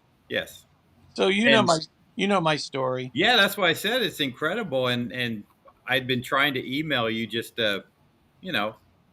because I've been late 2018 to 2019. I did keto and I lost 55 pounds in like maybe 6 months. That's the fastest weight I've ever lost. And then once COVID hit, things got out of hand. My mom got sick. I was taking care of her, and I just boom went off everything. Yep. And when I got back, did you gain it all back? Oh yeah, right. Yeah, of course I did. Yeah.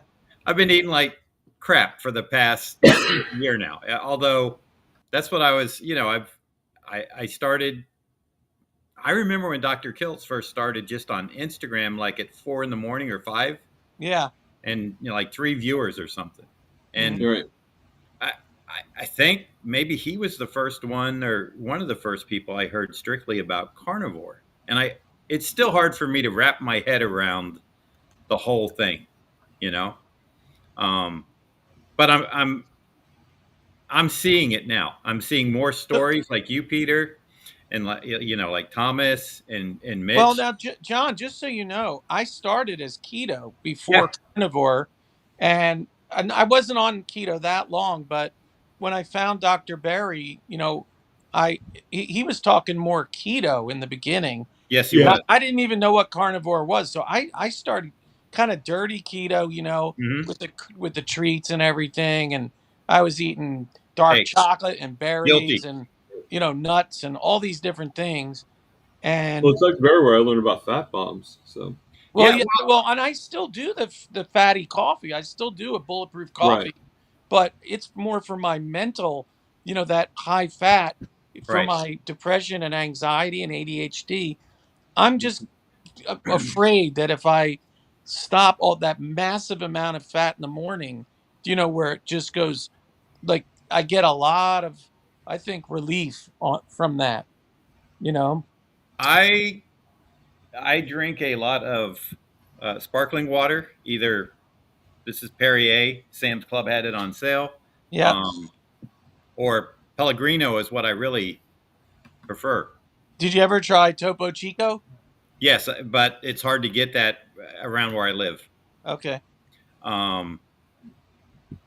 But it's the difference between Pepsi and Coke, I think, is for me, Perrier has smaller carbonated bubbles and Pellegrino has a little bit bigger. And Right. Coke has bigger bubbles and Pepsi has smaller. But so yeah, I mean, I had went really, really clean, like just animal products and stuff for like 7 days. And I had started at the beginning of this year. I was at a convention in Syracuse, New York, and my knee sitting in the chair, it felt like it just had to pop or something. And it did need to pop, but then it kept bugging me. And so I talked to a friend of mine who is a ARNP, and he said, "Oh, it sounds like Arthur's coming to visit you." And I was like, "Arthritis?" And he's like, "Yeah." Now my hips, Clever. my hips and my lower back had begun to bug me, and now my knee. And so I said, "Well, what, I asked him what could I do as far as he gave me like a list of over the counter stuff, to try to. And I don't know if it helped or not, but that week that I really, really ate eggs and bacon or eggs and sausage and burgers at night or a steak, within 7 days, like you, Peter, I don't know if it was a psychological thing or what, but the pain was still there, but I could feel it was not as bad. Occasionally I would take either Advil or Aleve, whatever little mini gels are, just to give me a little bit of relief from the inflammation. But it's like I noticed I wasn't taking those anymore. How long ago was that you did the 1 week? It's been about maybe 3 weeks ago because I travel a lot for these comic book conventions, right? And my son who's 12, we just got back from Charlotte on Monday. And it's really hard traveling as much as I do to stay consistent. And I know that sounds like a cop out, and it is to a degree. When I did keto, when I first started, I love Mexican food. And, so we would get groups of people to go out to eat after the show. And we were at a Mexican restaurant and they come and sit a big bowl of chips and salsa right in front of me. And I push it away and they're like, "You don't even want to have one?" I said, "No, if I have one, I'm going to eat the bowl, I'll finish it." So either all or nothing. Yeah. So I really was focused back in late 2018 into 2019 and stayed that way. Like I said, I dropped 55 pounds at that point. Now, when you were doing the keto, I'm just curious, John. Okay. When you were doing the keto, pretty clean keto, I assume, right? Except for like the Quest bar, the candy bar. Okay, but forget about that for a minute. Okay. How did you have no joint pain during that time, right? No. Right, because what's really causing the joint pain is the seed oils and the grains and the sugar. Well, you know what I mean? So even if you have a little bit of vegetables, that's probably not going, because when I was doing keto, for the most part, that's when my joint pain started to go away. Mm-hmm. And then once I went carnivore, it completely went away. But I'm telling you, if you did 3 weeks of clean carnivore, I'll bet you that knee pain, all your pain is going to be gone. Right. I'm convinced. I've heard so many stories of people who have joint pain. If they go 3 weeks, there's something that happens in those 3 weeks, maybe 4 weeks at the most. But if you could do 3-4 weeks, I mean, you could do anything for 30 days. Come on. Right. At our age, I mean, 30 days is nothing. Yeah, I just turned 6. Drop in the bucket. May 6. Yeah, I'm 63. Right. And I started, well, like I said, I probably fly 20 times a year. I leave from Daytona Beach. I have to get a connecting flight in Atlanta. And I started noticing last year that my back was hurting. And I don't know if it's the planes and, I mean, even if you get a good seat, it's still a plane seat. You know, it's like Wait a minute, you live in Daytona? Yeah, I told you that. So wait a minute. So you're going on Wednesday to Mitch's meetup in Melbourne, right? I'm gonna try. Yeah, Man, you got to go. I'm going. I want to try to be there. Yeah, it's at 11:30. It's in a Brazilian steakhouse right in the main mall. Yeah. Yeah. You just make sure to email Mitch so then he knows to put the reservation in there for you. I sent Mitch an email last night and I asked him two things. I asked him about the meetup, and I asked him like what was that movie that he had discussed in one of his videos that I forgot to jot down. Something about finding the proper human diet in search of the Yeah, it's called In Search of the Proper Human Diet. Yeah, because he actually said that was probably the best movie he's seen about, eating correctly or something. Yeah. And actually, I found Mitch's channel. I was up one night and skimming around, and he just popped into my recommended, and I probably binged at about 10 of his videos. And I subscribed, and I think he was only around maybe 7,000 to 9,000 subscribers at that point. But I was like, wow, this guy is like really doing this stuff. And, he was like, maybe he was not quite 77 yet. Because his birthday, I believe, is May 3rd. Mine's May 6th. Yeah. I think that's the way it goes. Yeah, he's 78 now, but yeah. Yeah, so, and it's just, it's an interesting, I'm more convinced now that it's the way to go than, when you first hear about it, you think it's crazy. Yeah, like I think everybody has to go through that like process because. And here's the thing, John.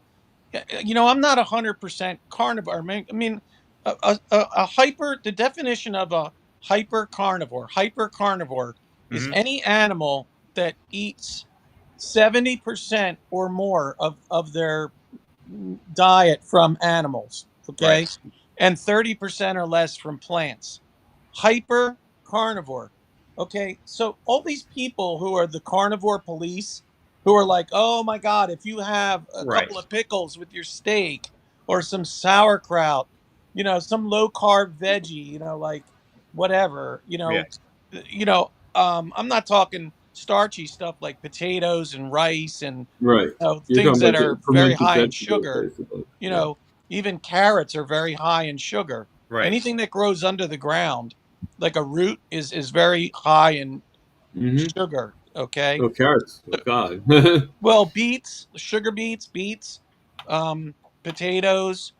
You know what I mean? And potatoes are very high in oxalates. Right. But I mean, I'm not perfect. I mean, I like I said, I sometimes have some pickles with my meat, or I'll maybe have a little sauerkraut with a piece of sausage or something, or a hot dog, or maybe a half an avocado once in a while. So that's okay. I mean, there's absolutely nothing wrong. Like almost like a garnish of some sort. Oh yeah. Some people will even have a little bit of like maybe onions or mushrooms with their meat. I don't think that's any kind of problem. I really don't. If it doesn't bother your stomach. Yeah. And I can have, and a lot of people can't, I get it. I can have like a treat, like let's say even an iced coffee with a lot of sugar. You go down to Dutch Brothers or Starbucks even and get a frappe or something. I can have that and I don't need it the next day. It's gone. I don't have another thought about it. The only thing though, John, here's the thing. Yeah. Because it sounds like you go on it and then you're having trouble staying on it. Those sweet tastes, okay? Mm-hmm. Anything that's sweet is very, very slippery slope. Right. Okay. So having that coffee with that sweet sugar in it, okay, you start jonesing for it. Yeah, you might be able to go back on your carnivore for a little while, but you're constantly thinking, oh, when am I going to have that next iced coffee with the sugar in it? Like it really messes with your mind. Do you know what I mean? Yeah. So, the best thing to do if you can You know, because if I'm having a little bit of a pickle or some sauerkraut, that's nothing sweet. You know what I mean? It's not sweet. An avocado's not sweet. Right. But if I were to have like a bite of a piece of dark chocolate, one square, I could be off the reservation for a week. And it's happened to me before. Remember, Thomas, my chocolate bar incident? You might have heard of that. I actually wasn't part of that when that happened, but I remember hearing about it several thousand That was times. about 6 months ago. I went over to my mom's house and she's like, "Oh, I have this." She put out this dark chocolate. I'm like, "Mom, I can't have that." Oh, just have just a piece. I was like, "Okay." So Yeah, and I you had want to appeal to your mom, so yeah. well, whatever. And she bought. Oh, I bought it for you. All this. So I know you like it. So I had one square, one little tiny square, this dark chocolate with almonds, which is like my kryptonite. That's like my favorite thing in the world. And I literally Did you ate in? one of those jumbo chocolate bars. I went and had two more squares. Oh, I'll just have one more square. Then I had two more squares. By the time, back and forth into the kitchen, it was calling my name, right? By the end of the night, I finished that. Not only did I finish that whole bar, I'm looking in her pantry to see if there's more chocolate in there. Oh man. Okay. So and then what did I do?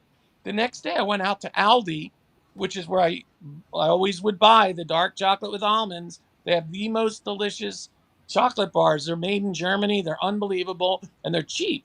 They're like $1.98 for a big giant bar. And I bought 2 chocolate bars. And guess what? I ate those 2 chocolate bars and then over the next 2 days. I ate one per day. And that went on for a week. I went and bought 2 chocolate bars every day for a week. You know what I mean? And I'm like, this is crazy. How can I be Right. Papa Carnivore when I'm I'm eating a whole chocolate bar every day? You know what I mean? It was the addiction talking to me. So I had to cold turkey off of it, and I haven't had one bite of chocolate bar for those last 6 months. And I know if I have another bite of chocolate, so my point is that sugar is very, very, very addictive, and it can be artificial sweeteners. Okay, it can be anything that has a sweet taste, because it's like a hit of dopamine to your brain, just like crack or meth. And Right. if you're addicted to sugar like me, because I'm a hardcore sugar addict, and until I realized that it's just like an alcoholic. You can't say to an alcoholic, "Oh, just have a couple of drinks." You can't do it. You know what I mean? So you're really you're just you're prolonging the addiction, or at least the risk, And here's the thing too. Every time you go and have sugar, that sugar is very inflammatory, not only to your all your arteries, that's why diabetics all they die of heart disease, their kidneys shut down, and all that stuff. But it's also that inflammation is what gets into your joints too. And that sugar is very bad for arthritis and your joints. If you take that sugar out completely and the grains and the carbs, that's when the inflammation is going to go away in your joints. And that's what really struck me on your story too, is because I started having this knee trouble, and then you pop up and you're like, I think you were on Kiltz one morning, Dr. Kiltz, and you were talking about, you had really bad knee pain, and in 30 days or maybe less. Let me tell you how bad it was. It was so bad I could barely walk across the room. And I'm in a job. I sell furniture at Macy's, and I'm on my feet all day. It was so bad. I was buying this. It used to be a prescription cream called Voltaren. Okay. And it's now over the counter. And I was buying like cartons of this stuff, like 12 tubes at a time, by the case. And I was putting that on my knees 4 times a day. I was taking 3 Advils every 8 hours, which is really bad for your kidneys. It'll kill your liver and your kidneys eventually. But I was mainlining the Voltaren, and it might have made it. I think I told this in my story with Carrie. It might have made it 5 or 10% better, but I was still couldn't, massive pain. Well, P.S. here, 3 weeks into clean carnivore, nothing, zero. Right. And I haven't taken one Advil. I haven't touched. I still have the case of these tubes of Voltaren in my medicine cabinet in my bathroom. And in fact, I went in to get something the other day, and I'm like, wow, I just saw it, and I'm like, it's been over 2 years since I even, put any of that stuff on. It's like I don't need it.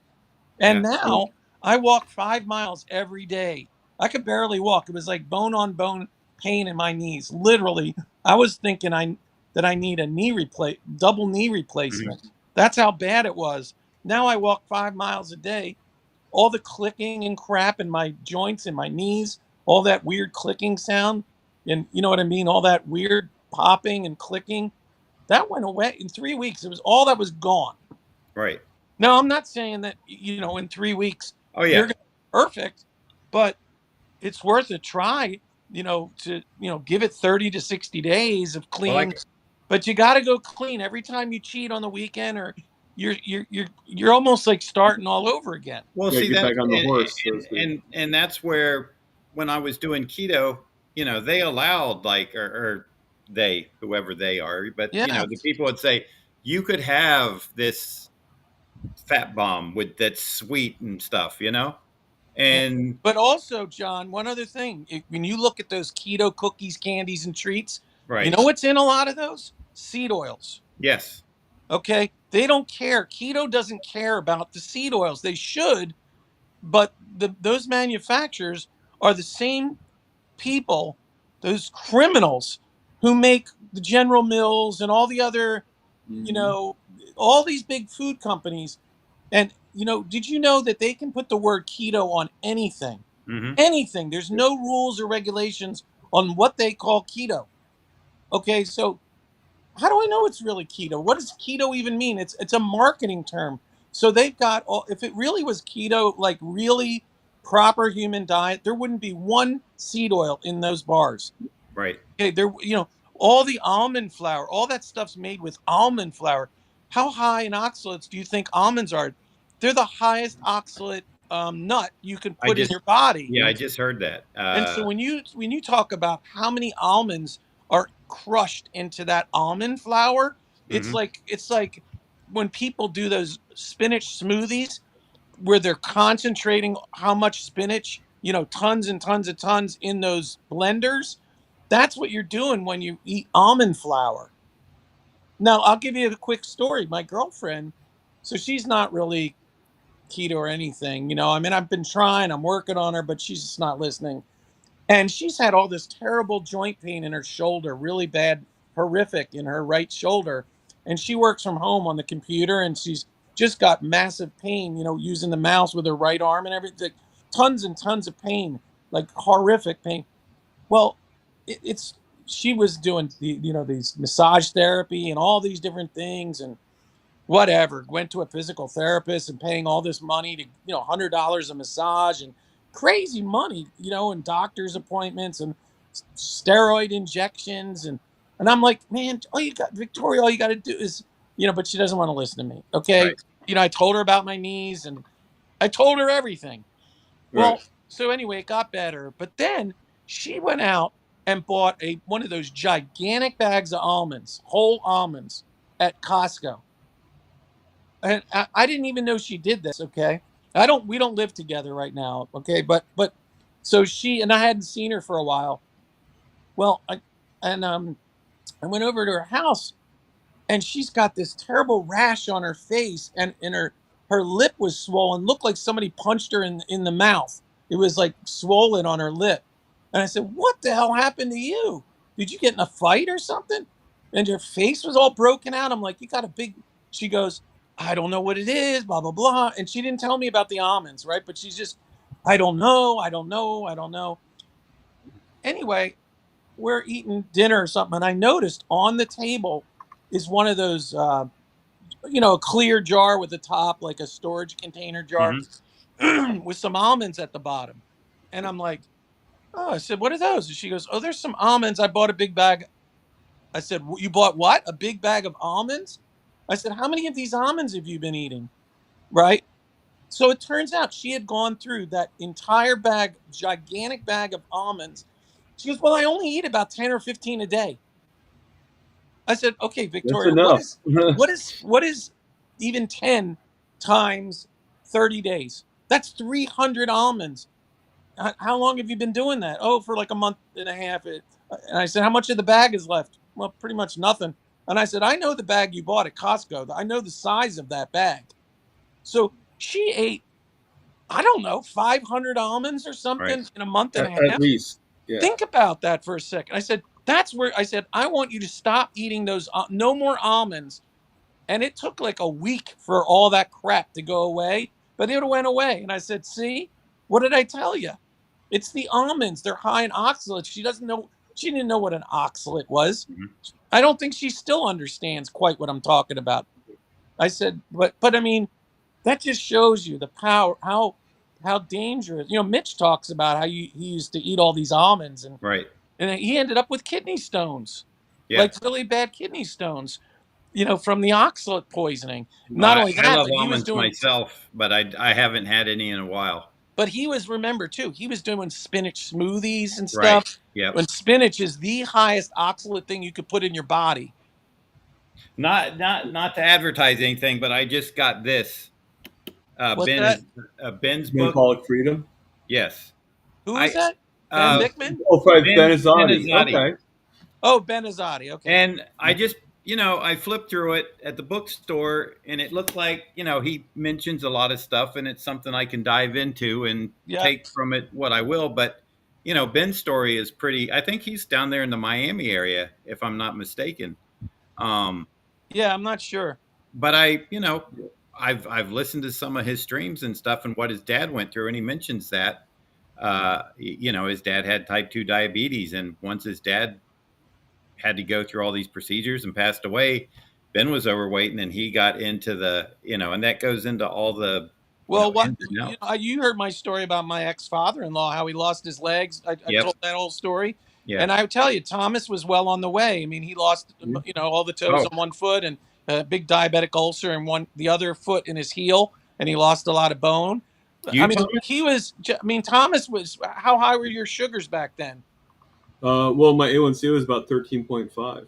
Oh, right, wow. but what were you running on a daily basis? You were running in the 300, 400, or 500s? 400 or 500s, yeah. Yeah, 400 or 500. Think about that for a minute. So this is what my father-in-law, same exact thing. His A1C was in the double digits. He was running 400, 500, you know, all that. But he would just shoot more and more insulin. But eventually, it just, you know, the damage is done to your, you know, to everything.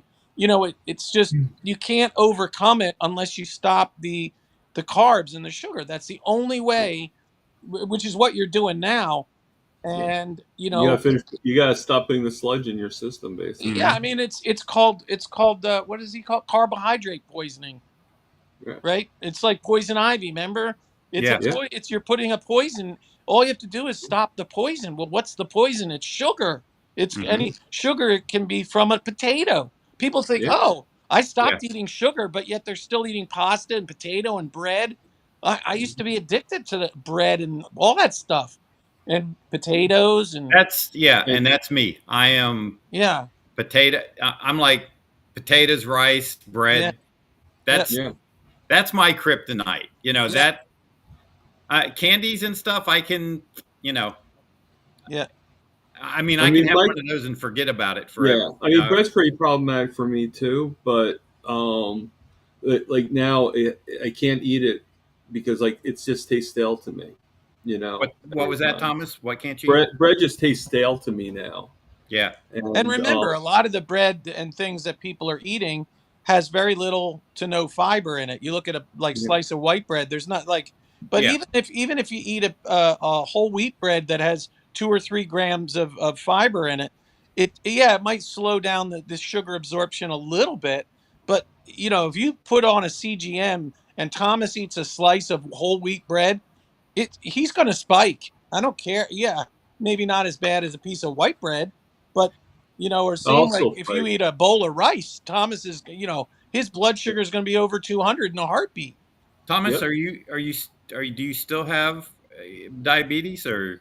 Yeah, I mean, the way I look at it, and I mean, I think there's always going to be that concept. Like, even once I get my sugars down all the way, I'm going to like have it where I don't have diabetes anymore. But I think it's still going to be in the air. Like, if I start cheating again, then the sugars are going to go back up again. So it's like sort of like being an alcoholic. You know, even if you stop drinking, you can put. I think you can put it in remission. You can. Thomas can. Right. Like right. me. I'm just saying, like, I don't think diabetes. it'll be gone forever. Like, I don't think like all of a sudden, like, oh, you can have like 5 pounds of cake and you're going to be fine. You know, like, no, it doesn't work that way. I still got to be good. You know, how long have you, let's say, been diagnosed with diabetes? I was 30 when I was diagnosed, so 22 years. Oh wow. Okay.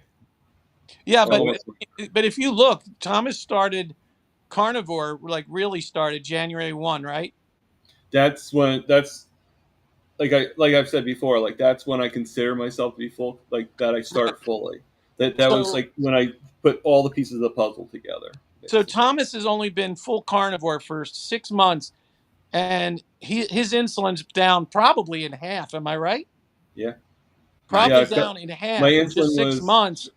And he actually has gone a couple of days without insulin where he didn't need it. And he also has this other, what is it, Victoza or something? Yeah. The Victoza, that he's at the lowest. He's down to the lowest possible dose on that as well. So he could be off that Victoza. That'll probably be the first thing that'll go. And then he'll just take a little insulin, I think, to top him off when he has his little spikies. Yep. And then I think, once he's off the Victoza and the insulin he needs just to, take the edge off the spikes. And 160, anything above 160, then I think, that's time to maybe take a little insulin just to, get it back under, down. What is the Victoza? I'm not familiar with that. Is that a GLP-1? Yeah. Have you ever heard of Ozempic? Yes. Yeah. It's sort of like Ozempic. Okay. It's like sort of like the precursor from Ozempic. Okay. Yeah. So it's basically a GLP-1, I think, is. Yeah. Okay. I mean, I don't know 100% about it. It's a semi-glutide, but it's a diabetic medicine. He's on a very low dose, 0.6 or something now. 0.6, yeah. Yeah, which is very, very. I mean, literally, to go from 0.6 to 0 is like nothing. That's such a low dose that's why I'm saying next time he starts having over 160, right? He could probably just forget about the Victoza, just take some insulin, and that's going to bring it back down quick. They give you some aspects, okay? Yeah. My Victoza went from 1.2 to 0.6. Now the highest it goes is 1.8, so I never went to the highest, but 0.6 is obviously the lowest. Yeah. My long acting, which is Lantus, I gotta look at it because it's sometimes pharmacy will give like a substitute version, but that went from, it was my long acting, it went from 40 units, then I went down to 30, and now I'm at 20. Wow. Of that. So and you're in half. Your long acting is. I'm cutting them. Everything's been cut in half. And what about the short? What about the short? From 14 to 10, now 7. Right. So half on both. You're right. Wow. Yeah. Half on all of it, technically, But now, for me, when I was 20, my threshold has gone up. Like it used to be, like if I had it, if I was anything over 110, I would take the insulin. And it kind of kept on going up, and just recently went to 160 and higher. And that's just because Peter, Papa Carnivore, made that recommendation. I'm like, okay, I'll give it a try, But. And here's the thing. What ends up happening as you start, this is what happened with me. As you start getting better and better and less insulin resistant as you go, those spikes, yes, they go up, but they come down faster. You come down faster. And you start to get much, the curve is more level, not flat, but you don't have these big spikes and then down and big, and then because when you have those really high spikes, well, guess what comes down the other side? That's when your blood sugar. Remember, Thomas, when you had where it went really low and you had to eat some candy. Yeah, well, that's why we were doing what we're doing, because that's what happened to me. I was about. Tell John the story a little bit. I ended up having to get an Oreo cookie because I had no choice. Because what happened was I actually, um, I live in an apartment house, and I was about like pretty high up, like 150, and this happened like 3 times to me, different occasions, Yeah. and did everything, lowered and all that. But in the beginning, I was about 150, and I go downstairs, walk down the stairs, and within an hour, not even, I'm probably being generous by saying it's an hour, I was on the bench, got some coffee on the bench, and it was down to 53 within an hour. It dropped like that. And here's the Like, thing. It's not like Rick, the Charger Mopar, who's been 41 years of eating meat, 41-year carnivore. you He feel can the get drop. his blood sugar can get down into the 50s or 60s, and it's no problem. He's not hypoglycemic like Thomas was. He's fine. Okay, it's your, but for Thomas, when you have these big spikes and then it comes the other way, that's the danger. Danger ranger, right? Yeah. So that's where I'm saying, it, eventually what ends up happening is your blood sugar won't go that low, but it also won't spike as high. So you're in a much more comfortable range, Yeah. and you're going to get there. It's Yeah. just a I mean, I like process. to use the analogy actually, and you sort of just said it yourself. Is Yeah, like it's like jumping off of like a 12-story building. If you jump off from the top and go to the bottom, you're going to right. feel it. Yeah. You're going to feel that. You're going to feel that drop. Mm-hmm. But if you were to drop a 12-story building and drop one step at a time, one level at a time, you're not going to feel it as much. But also, not only is it So I high think that's up part and of the problem. down, but when you get up high, it doesn't come down that fast either. It No. can stay up there really high and Yeah. linger. The Yeah. mark of when you're starting to get better is when it does go up over 160 or whatever, and And it starts going down again. it starts coming down pretty quickly. You don't stay above that 150. What I call the 150 to 160 is more, that's where you're starting to get into the danger range. Right. And that's the range. And you go higher than 160, man. That you much Yeah. higher. I mean, like Yeah. 180. Your risk of it going back down is a lot more. Yeah, Yeah, much worse. definitely. Yeah. I mean, no matter how you look at it, this is so much better than it was. Oh yeah, yeah. No, that's great to hear. Well, and here's the thing too: is Thomas has a continuous glucose. He can literally real time watch what it's doing, so he can, if he needs to, he can take that insulin, even if it's a short acting, just to get it down quick.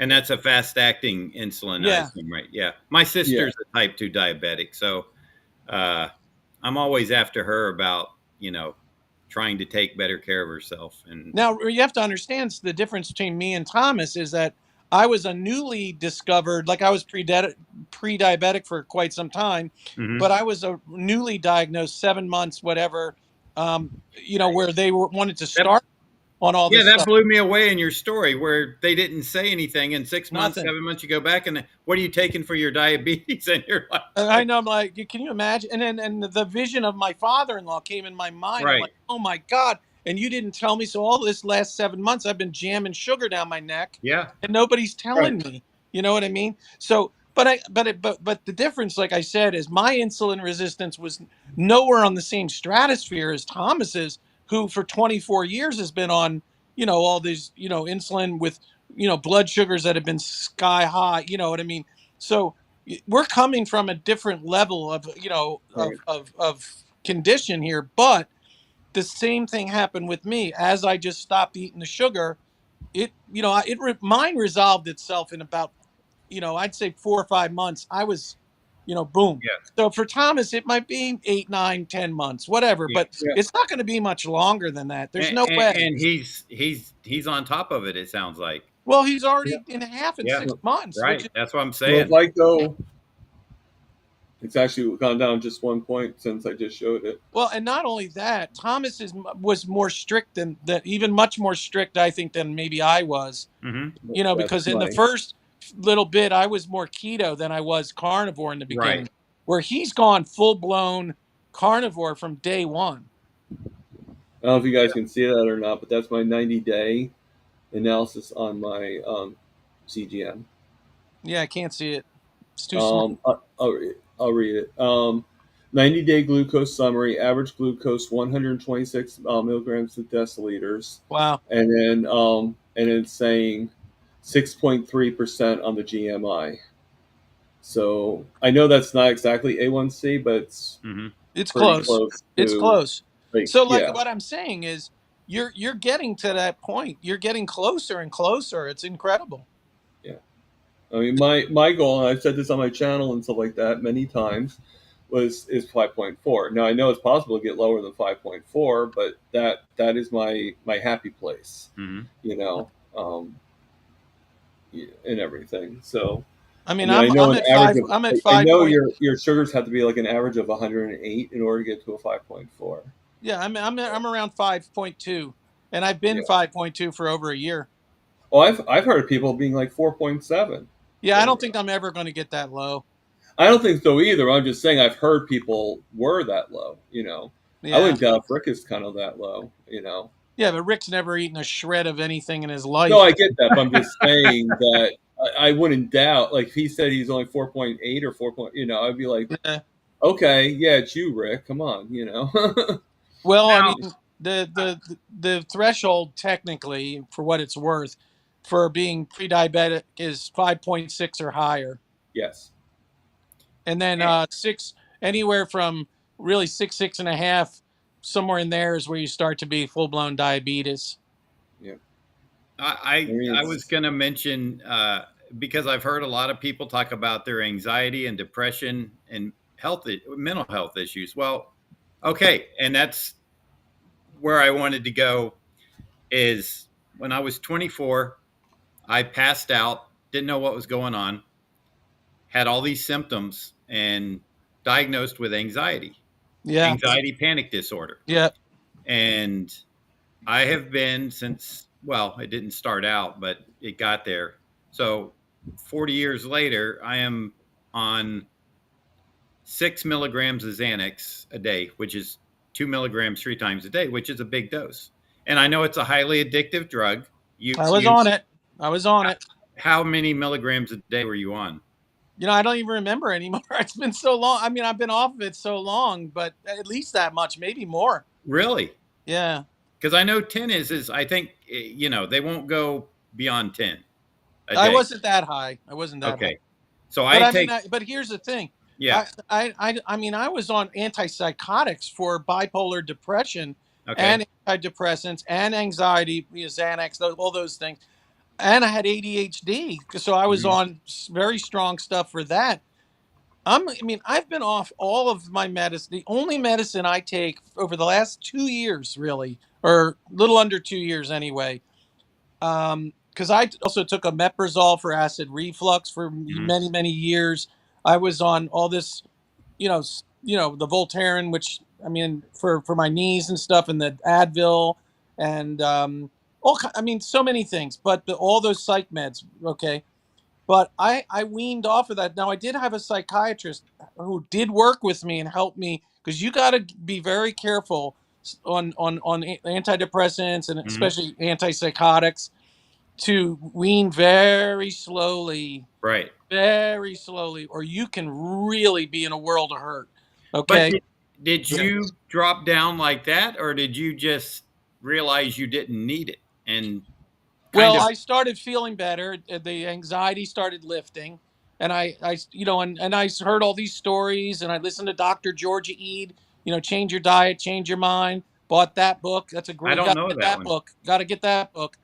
So it's called Change Your Diet, Change Your Mind. Okay, let me jot that down. Yeah, because when I was 24 and the doctor, my family doctor, when I went in, I thought, I had like diabetic symptoms.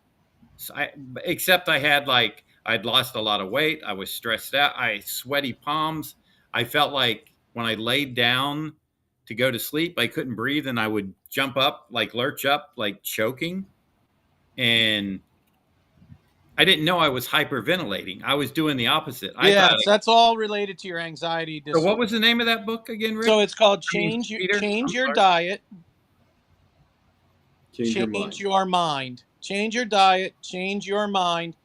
And the name of the doctor, her name is Georgia, just like the state. Dr. Okay. Dr. Georgia Ede. E-D-E. E-D-E. Dr. Georgia Ede. The other book you got to get is called Okay. Brain Energy. You got to Okay. get this book too, John. Brain Energy. And it's Dr. Chris Palmer. Dr. Chris Palmer. Okay, Brain Energy. Now, both of them are Harvard trained psychiatrists. Okay. Mhm. We're not talking fly by night people here. They're both Right. Harvard psychiatrists. And they talk about in these books how a ketogenic diet, they don't specifically talk carnivore. They talk about a medical grade keto, like we're talking hardcore keto Right. or carnivore, how that affects all these mental disorders in the brain. Okay, all the chemical imbalances and everything that's causing this depression. They not only talk about depression, anxiety, and ADD and ADHD, they talk about schizophrenia and OCD, all of the different things. Okay, and I think the first chapter of Dr. I'll be Georgia right back, Eads' guys. book, You keep on going. yeah, the first chapter of Dr. Georgia Eads' book, she starts talking about one of her, or early on in the book, how she had a client with severe schizophrenia, like so bad that they were just almost unable to participate in society, and how she was able to turn that around by changing the food to where that person's living a fairly normal life. Mhm. Okay. And I'm like, so I started hearing, I heard her interviewed. I don't know if it was Dr. Berry or if it was Carrie on Homestead How or wherever, but I watch a lot of channels. Yeah. I'm everywhere, as you know, Yeah. Yeah. and I'm eating this stuff up. I'm a learner. I love to Mhm. learn, and so I bought those two books and I read them cover to cover, and I'm like, holy crap! Because when I found Dr. Berry, it was really about. I typed in the word overcoming or reverse diabetes. Remember? Right. Yep. And so, but when I'm reading all the comments from that first video, these hundreds and hundreds of comments, you very quickly you go down the rabbit hole reading the comments, and I'm seeing, oh, not only did I overcome my diabetes, but my depression's gone, my Mhm. anxiety's gone, my ADHD, ADD is gone. I'm like, what? I have all of that. And Right. my IBS, and I had terrible, terrible stomach issues, constipation, diarrhea, you name it, like bleeding from the butt. I had hemorrhoid surgery, like, I mean, horrific stuff. So I mean, I had all these terrible things. I had gout that went away. All these things are gone. Arthritis, I told you that story. So you know I but it's inflammation in the brain, John. Mhm. Okay, that's the bottom line. Is sugar. Okay, they talk about type 3 dementia, type Mhm. 3 diabetes. I mean, type 3 diabetes is dementia. Right. Where's it coming from? It's people eating high level, having high levels of sugar. Okay, all these people with diabetes, and a lot of the people that are diabetic, they get dementia Mhm. because their brain is overloaded with sugar. But also, a lot of people eating all this sugar have anxiety. A lot of vegans, let me tell you, a lot of these vegans and vegetarians, these young girls, it's really sad what's happening. Not only are they getting skinny and they look really terrible, they lose muscle tone and they're very pale. They look very sick. They look, like they're starving, because they're not getting the nutrients, but they're getting depression and anxiety, horrific ADD, ADHD, because their brain's not getting fat. Okay, but Yeah. they're also losing their cycle. These Right. young girls are becoming sterile.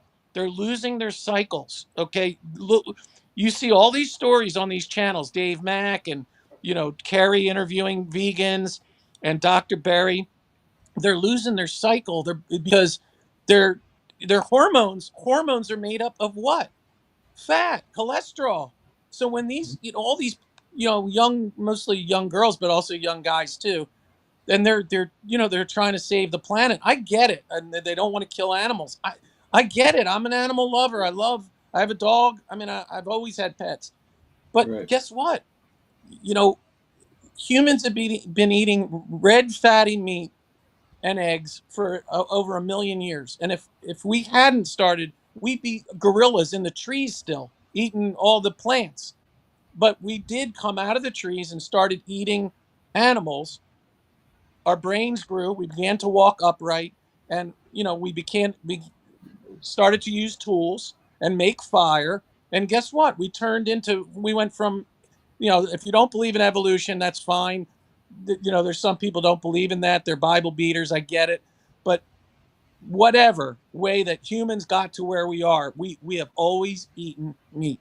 Mm-hmm. Primarily, humans have been super carnivores since the beginning of time. You look at any cave painting, what do you see? It's a stick figure with a spear. Yep. And an animal, a big animal, not a little animal, a big something. Yep. And okay, you don't see broccoli. No. We're not chasing broccoli. You don't see a fork in a salad. You don't see that. And the bottom line is, yes, are we omnivores? Could we eat tubers and go into the dirt and get a tuber or something if we're starving? Would we eat some seasonal berries or find a honey hive and eat the honey? Yeah, sure. But, do we eat some type of plants here and there? Sure. But we wouldn't be eating that stuff if we could find the meat. We would eat meat. Right? So, yeah. I mean, and guess what? There was no shortage of animals. Okay? There was no shortage of animals. So we weren't harming nature by taking some of the animals. It's the cycle of life out there in the wild. Other animals eat other animals. I mean, what is it? If the wolves weren't around, the deer population would get so high if they had no natural predators, they'd starve to death, which is worse, getting eaten or by a man or a wolf or a bear, or starving to death because there's overpopulation of deer. Right. I mean, it's a circle of life. Mm-hmm. Right. So. No, I was, and I was gonna, because Lewis was talking about a marathon, I was gonna tell Thomas if he, needs to cut out or something. I mean, obviously, if I needed to cut out, I would just cut out. Okay. But, this is actually nothing. I mean, if you actually were here a couple days ago, I was actually about 4.5 hours. Oh, wow. Okay. Yeah, no, the day all of us were on there, we had almost 9 people on. So are you still on the Xanax now? Yeah. Okay, so it's a very easy fix. Eat fatty meat. Mm-hmm. Okay, eat fatty cuts of meat. Add butter if you can tolerate it. The butter, I'm convinced, is one of the most. Butter. Huh? I love butter. Okay, good. So I eat cold. I think you've heard me. I eat cold butter. Mm-hmm. Okay, I will put big hunks of butter on the side, and I'll eat a little hunk of butter with every bite of meat. Boom, right. Butter, meat, boom, boom, boom. I eat it with every single bite. And I know it sounds like a lot, but you know what? That absolutely, I'm convinced that butter is absolutely one of the best things for anxiety you can eat is lots of butter and lots of fatty meat. Okay? Mm. And I promise you, if you cut out all this other crap, get rid of that sugar, because the sugar is what's fueling your anxiety. I promise you. And the bread and anything that is carbs, because that bread is no different than you eating a cube of sugar, because that's what it turns into, or that potato, or that rice. It turns into table sugar as soon as it hits in fact, as soon as it's in your mouth, because the enzymes in your mouth start breaking it down in your saliva. But as soon as it's in your belly, boom, it's sugar. And it would do the same thing on your CGM if you ate a potato or you ate bread as Thomas eating a couple cubes of white sugar. I promise you, it will do the same thing to your CGM. I've seen it. I've witnessed it. Oh, it does. Or drinking orange juice. I mean, Yeah, that's... but my point is, for you to get the healing that you're looking for, if that's what you want, it's a pretty easy fix, meaning what to do. Right. It's all in here. Can you do it? Can you do it?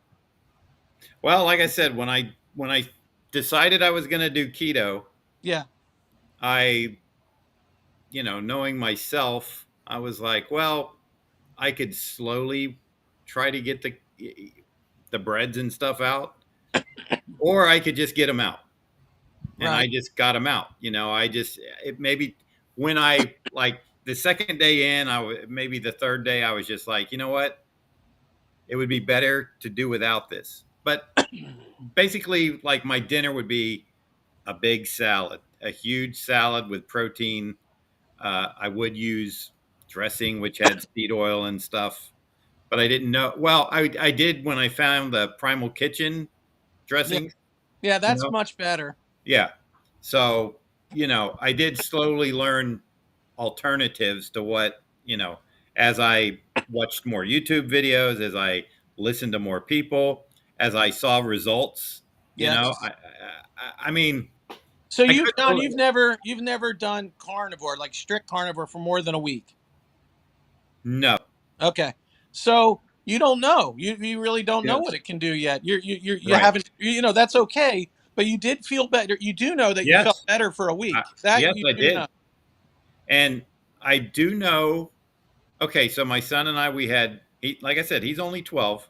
Yeah. We had eggs and sausage this morning, and I looked at the sausage, and I know it's not, it was like the little circle. It's okay. Right. And I've heard Dr. Berry talk about, you know what?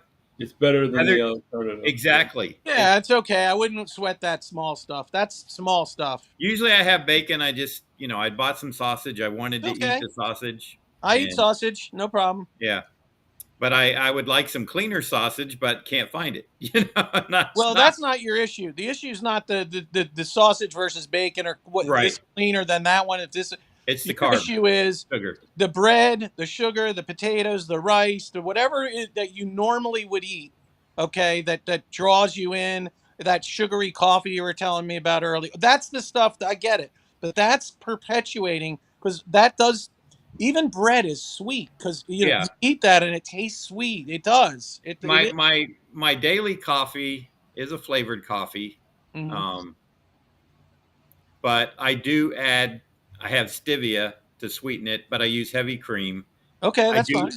I do get I can't take coffee just black yet.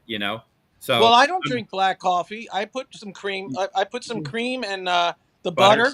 Have you tried butter? Have you tried God, butter I love butter. I love butter in coffee. Okay, there you go. And then what I do, I have an immersion blender. Those immersion blenders? Yes, I have one too. And I whip it up, with the butter and I get that nice foam going. And I even put a little bacon grease now. I save my bacon grease. I have a little pot from Mitch has a great Amazon link. You ever? Yes, I use it all the time for anything. He has a little pot, that book I bought from Amazon. That thing's I went to Mitch's link. The other thing, the two best things I ever bought from Mitch. The three things. The Mueller ceramic frying pan. I cook my bacon and eggs in that. The big one. Yep, I have it. I don't use that for meat. I use a cast iron for my meat. It just works. It's better. It is better. But for bacon and eggs, it's awesome. I love it. I bought the Splatter Guard. I got it. Okay, that's that keeps the grease in. When I cook the steak, and the grease pot that I put my bacon grease in, and I put that in my fridge, and I scoop out a little bit of that in the morning to put in my coffee. A little of that with a lot of grass-fed butter and a splash of heavy cream, whatever, no big deal. Right. I will sometimes put a little vanilla extract in the coffee to give it a little more flavor. And sometimes I'll put a little scoop of organic monk fruit, which is much better than stevia. Yeah. The brand that I have, I get it on Amazon. Write this down. It's Whyz. WHYZ. WHYZ. Organic monk fruit powder. Whyz. And you use the tiniest little miniature scooper that they give you. It's in there. They give it to you. It's a little plastic scooper. Yeah. You put just a tiny bit of that. It's like stevia, but to me, stevia is very bitter. I don't like stevia at all. It works for me. Yeah, I mean, but the only thing is sometimes stevia has other shit in there that you got to be careful. Sometimes they put erythritol in there. Yeah, I think it is in that. Yeah, you don't want that. You don't want erythritol. Yeah, that's a sugar alcohol. I know. You don't want any. And that's what question. But I mean, I don't do the monk fruit. I don't do the monk fruit all the time. It's Right. a once in a while, you know, or the vanilla. I usually just do the Mhm. other stuff. But again, it's baby steps. The main, whether you have stevia or monk fruit, John, Yeah. that's the I least know. of your issues It's right now. minuscule. I also in my coffee like a little sprinkle of cinnamon every now and again. Now that I used to do that, Yeah. John, I did that, but that's high in oxalates. Oh, okay. Okay, and you're trying to get That's rid of what I'm that worried pain about in is your like, knees and stuff. yeah. Get rid of the cinnamon. I'm worried about the oxalates only because if hopefully I will stay with this for a long time. Right. And then when you do the oxalate dumping, I've never had a kidney stone, but I know that can be once they start to shrink and Yeah, but move. you were never eating massive amounts of spinach, were you? No, And you weren't eating I hated like spinach. I you still, weren't eating handfuls of almonds every day, were you? uh, in my keto days, almonds were a go-to, but so I were know, but that wasn't for a long time. That was no only for a short amount of time. macadamia nuts. I used to, That's all right. But yeah. you shouldn't have you might have a little oxalate dumping, but you probably don't have any kidney stones that are going to come loose or something. I fear pain. So, sorry to interrupt, but there's a question in the chats, so I just want to make sure we get that out there. So Keto Amy is asking if any of us do any fasting. So I don't really. I was fasting for quite a while, and Peter, you already know this. But lately I haven't really been doing too much fasting. I just eat when I'm hungry, and that's it. Yeah, I mean, I went by the school of Dr. Barry, which is I eat until I'm comfortably stuffed, and then I go outside and play. That's what I've been doing since the beginning. And when I'm hungry again, I'll eat. You And play on the I swing eat lots set. of fatty meat and eggs, and I add butter, a lot of butter. I cook my steaks in tallow. Sometimes I have seafood. I love seafood. And once in a while, I may have a couple pickles with my meat or a little sauerkraut with it, whatever. It's not a big deal. Once in a while, I have half an avocado. But for the most part, I'm 95. I do drink 1 cup of coffee. Okay, kill me, get the carnivore police on me. But you know what? I'm 95%. I'm well within the hyper carnivore range is 70% animals, 30% plants. I'm nowhere close to that. I'm like 90-95. Right. And you know what? I'll defend that till the cows come home that I am a carnivore. I'm a super carnivore. Okay. And Yeah, there's days where I agree. or there's even weeks that I'll go with 100%, animals. Yeah. But it doesn't matter to me. It's like even Dr. Kilt says once in a while, he'll have a little something, right? That's okay. It's not the end of the world. But if it throws you off like chocolate does for me, I already told you about chocolate. I cannot have any chocolate, dark chocolate. I can't have a bite of a candy bar. I can't have a cookie. I cannot have a cookie. Those Right. are my kryptonite. Okay. I can't Yeah. have a blueberry muffin. I can't have a Pop Tart. Anything sweet, basically, you can have. Well, I mean, but I can have when I go over to my girlfriend's house, she's Russian, but she makes this salad. It's not like a salad like you think of a salad. It's like sliced cucumbers, okay, sliced into little like round pieces, Mhm. she skins it and then cuts it up like a little, Yeah, like, like slices, like basically. coins, and then Right. like sliced tomato and sometimes onion and Yeah. some peppers like red pepper or green pepper or orange pepper. She gets a bag of those little mini peppers, the little skinny suckers, and she'll just dice those in. And then she puts fresh cut dill and parsley, right? Like, and then she tosses it in avocado oil. So it's the cleanest kind of salad you could think of, right? You know what I mean? There's no oxalates in that thing. It's it's not seed oil, like it's avocado oil she uses. It's very clean. Okay, she'll make Right. that, and then she'll make a lot of times like a sweet potato, and I'll just load that with butter, like, and some salt, a lot of salt and butter, and I'll load that up. And then I'll have some type of meat with it, right? So when I go there, if I'm if I'm cheating on very clean keto, essentially. The only problem with going to her house, she loves her desserts and sweets and stuff. And sometimes I will have a little, cheesecake. If she's having cheesecake or something, I'll have a fork or two of that. but somehow I'm able to control, one or two forks, and I'm like, okay, I tasted it. I'm like, that's it. But I can't. She'll have some dark chocolate. She has that. She likes the chocolates and stuff. But I told her I can't touch it. I can't. Right. I'll be off the reservation. But when I'm at my house by myself, Yeah. The worst I'm gonna have is maybe some pickles with my steak. That's it.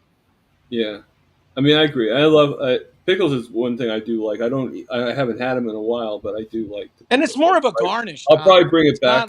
It's not like it's like a garnish or something. Yeah. So, I actually, you know what I like to try? I don't really make like those carnivore treats like that Belle does or Emma does too much. I just, because I'm probably too lazy or too cheap, whatever you want to call it. Yeah. But one of the things I think I'd like to try to make for my birthday is the carnivore cheesecake that Bella just made on her video. Oh, yeah. That looks good. I wouldn't mind making that. She also makes this egg pudding. She has a recipe. It's like this egg pudding. It's basically just like whipped up eggs and cream, I think, or something. Okay. But it's like pudding. Yeah, I've seen it before. And, it's like pudding. It looks like pudding. It's like pudding. Yeah, the cheesecake kind of appeals to me a little bit more than the egg pudding, but because in the past I used to love to get cheesecake. Like, what about the Kilt's ice cream? Would you make that? Yeah, I could probably make, with the cheesecake. That'd be really good. Yeah. I think to have. But like either for my birthday or during my the 1 year anniversary is going to be on January 1st, so it's going to be celebrating New Year's and 1 year me being carnivore. Well, and you might be by January 1 or sooner. You might be off all your medicine. Oh yeah, well, a whole nother reason to celebrate. I mean, could you imagine January 1st? You are literally medicine free, and your diabetes is in full blown remission. It's funny. I can actually imagine. Yeah. I mean, I think you could imagine. I can see the light at the end of the tunnel. Let's put it that way. That's another 6 months from now. That's a long time. Yeah. Yeah. Like, I think, I mean, we've discussed this before. I think by my birthday, I'll probably be off the medication. Peter, how long have you been doing carnivore?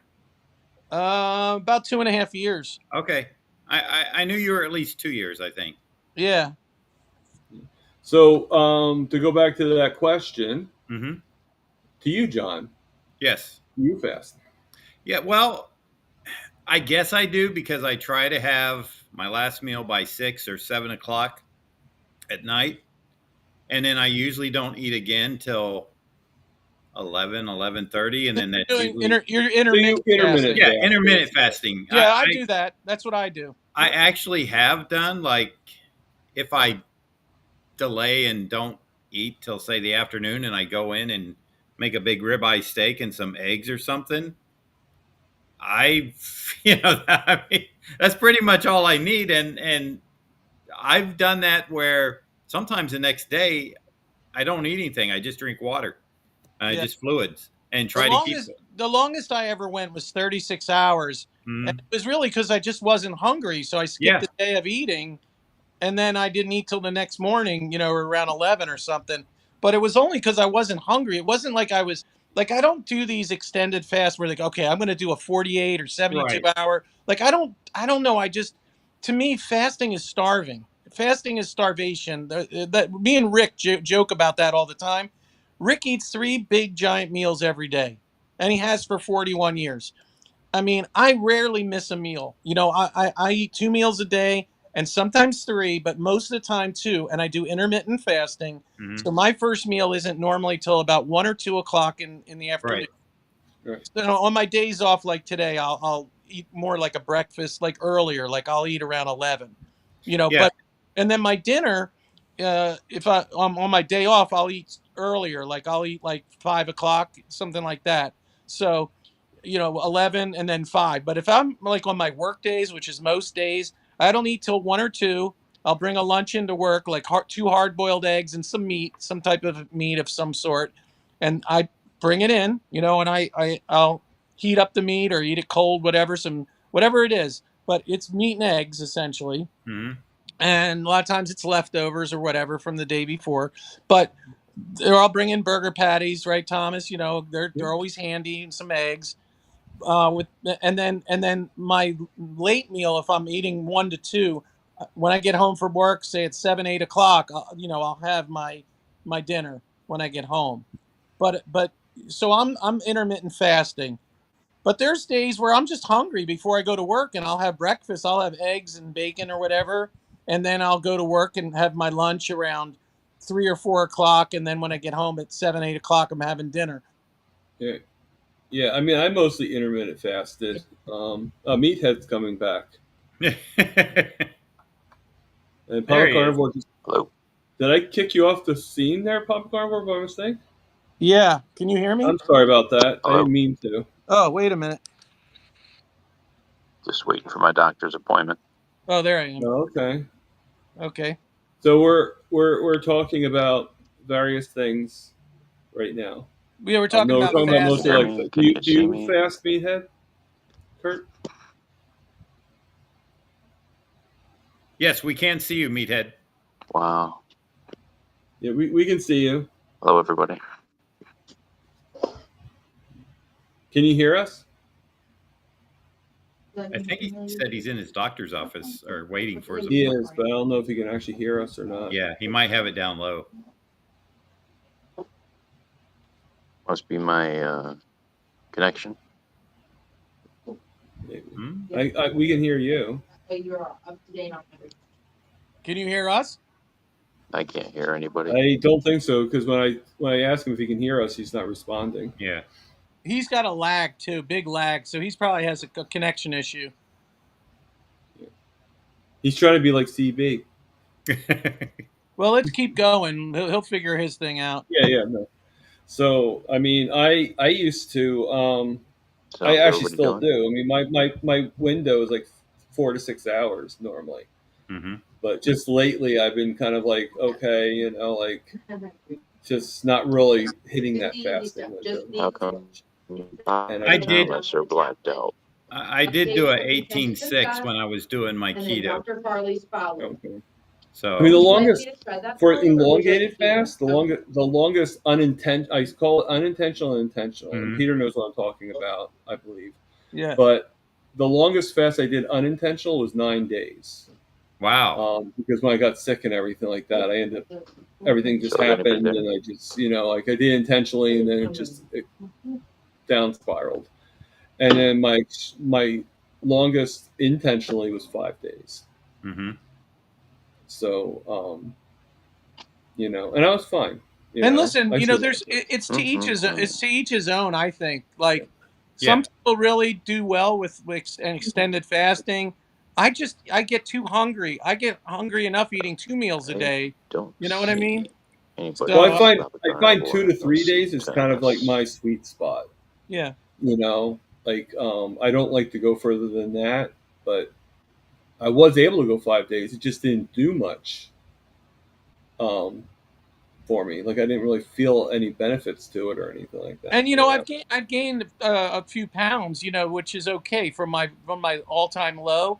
I was, and so I could probably get that weight off really quick if I did a 4 or 5 day fast. I'll bet you I could get right back down there. But I do want to say hi to Lexus. If you're still here, Lexus, if you could jump on, that'd be great. But I just want to see how you're doing. I'll put the link in the chat. Meathead's trying to get back on again. Let's see if he's. Hi, Lisa. Hi, Bacon Baby. Meathead, can you hear us? Again. Can you hear us now? No, I don't think so. Yeah, he does have a lag. She said 1 sec, so she's coming on soon. There. Let's see. I actually put the chats. I actually figured out how to pin it to the top. Okay, I don't see any movement. I didn't realize you had to go into YouTube. I don't see anybody talking. And actually pin it. Yeah. And it'll stay there because I used it, the one that was pinned from this morning when you started. Yeah. Even though you put it in the chat again, it was still there.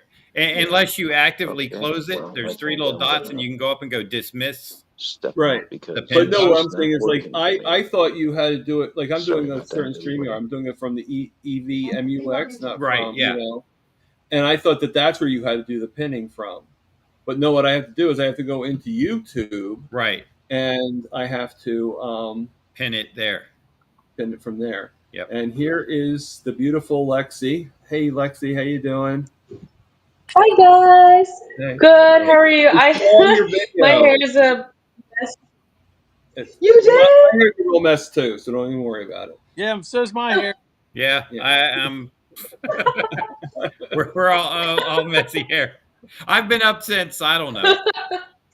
And I just go, Dr. Kiltz comes on, and I watch Mitch, and then Mitch is like, yeah, I think Thomas is going to be on. I'm like, Thomas who? Just give me some more. Now, Lexus, do you know of the book Lexus, do you know of the book Change Your Diet, Change Your Mind by Dr. Georgia Ede?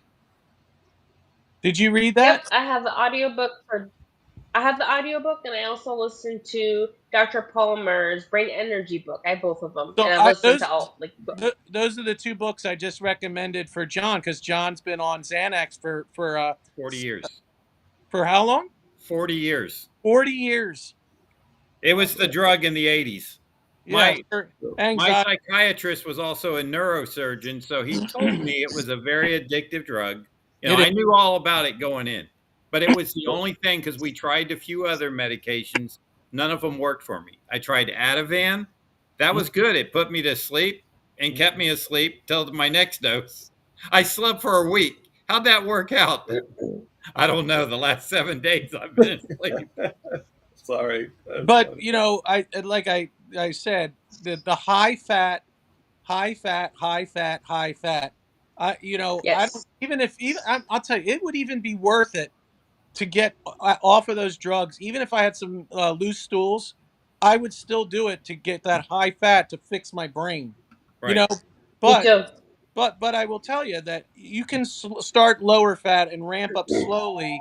Your body will adapt to the higher amount of fat. Over time, you'll be able to tolerate more and more, whether it's butter. I mean, with butter, I think if you do it cold, it's much better on your belly than if you do melted or liquid fat. Yeah. Like if you take a hamburger and you pour the grease on top, you're gonna, if you have any bathroom issues, that's going to send you into oblivion. Right. By doing that. Yeah. Same with butter. Some people, if they use, they melt the butter on this meat, it's worse than if they just eat it cold. For me, I noticed like in the beginning of carnivore, beginning of keto, more beginning of medical keto last year, I really couldn't eat all the fat I do now. Now I've worked my way up to the point where I can just drink like 4 tablespoons of coconut oil and I'm fine. Or like, what else do I do? Like bacon grease. I can drink that melted, no problem. I'll have like random days where like if I have it by itself with no other food, like it might cause some issues, but like I'm fine. Like it works for me, and it took time. But Lexi, do you have a channel? I do. I just started it. And I was saying before, I saw your video yesterday. Very good. What's your channel called? It's Lexus Jones. Lexus Jones 1126. Is it on YouTube?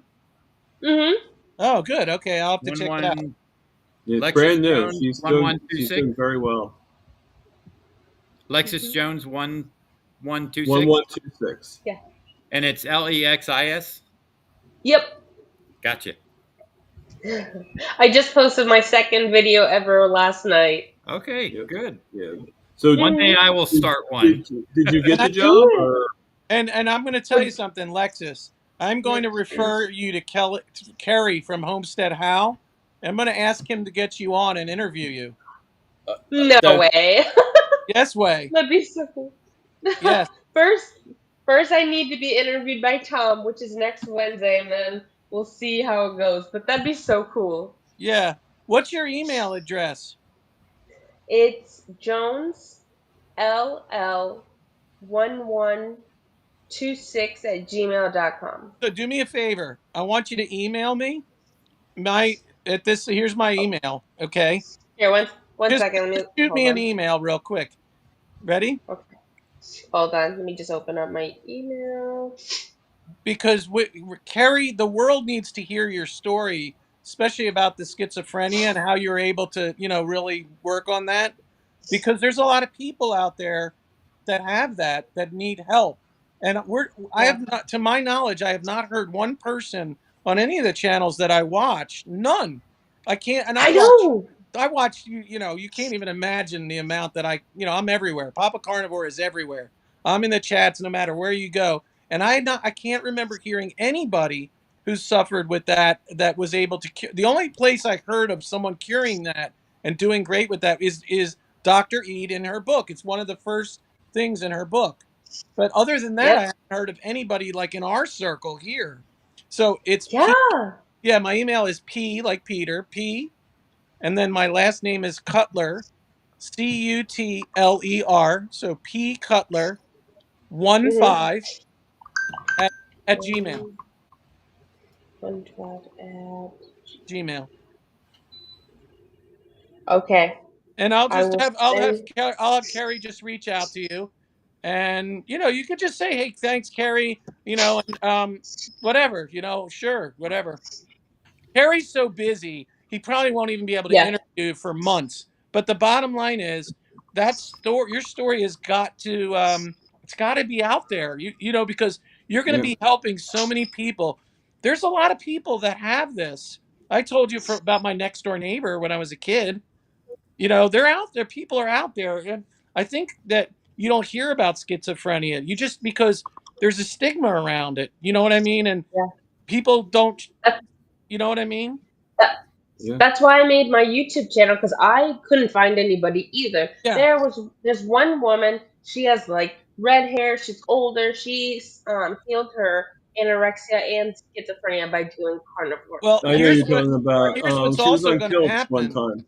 Yeah, here's what's also going to happen, Lexus.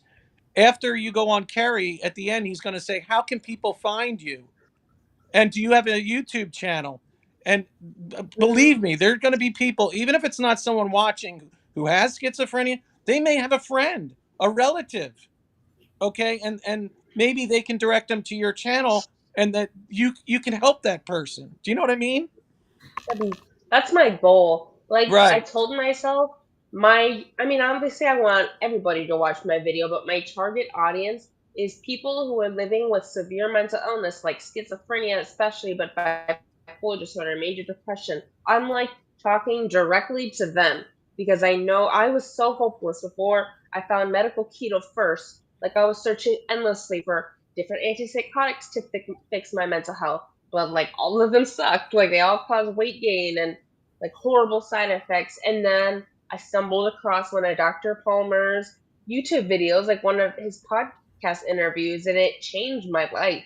And so like I just want to talk to those people especially.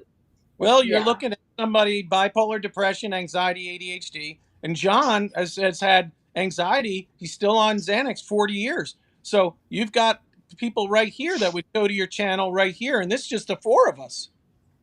Right. Mm-hmm. Yeah, that's so cool. Yeah. No, I agree with Peter. When I went on to Carrie's, it was suggested I do an email, and I sent him an email, told him my story and everything. Well, I emailed Carrie and too. He's like, I emailed Carrie. I said, I got a friend. More, you need to interview this guy, Carrie. And I told him a little bit about your story, and he was like, "Oh my God, I've got to interview him." Carrie actually follows me on my YouTube channel. I thought that was so cool. Really?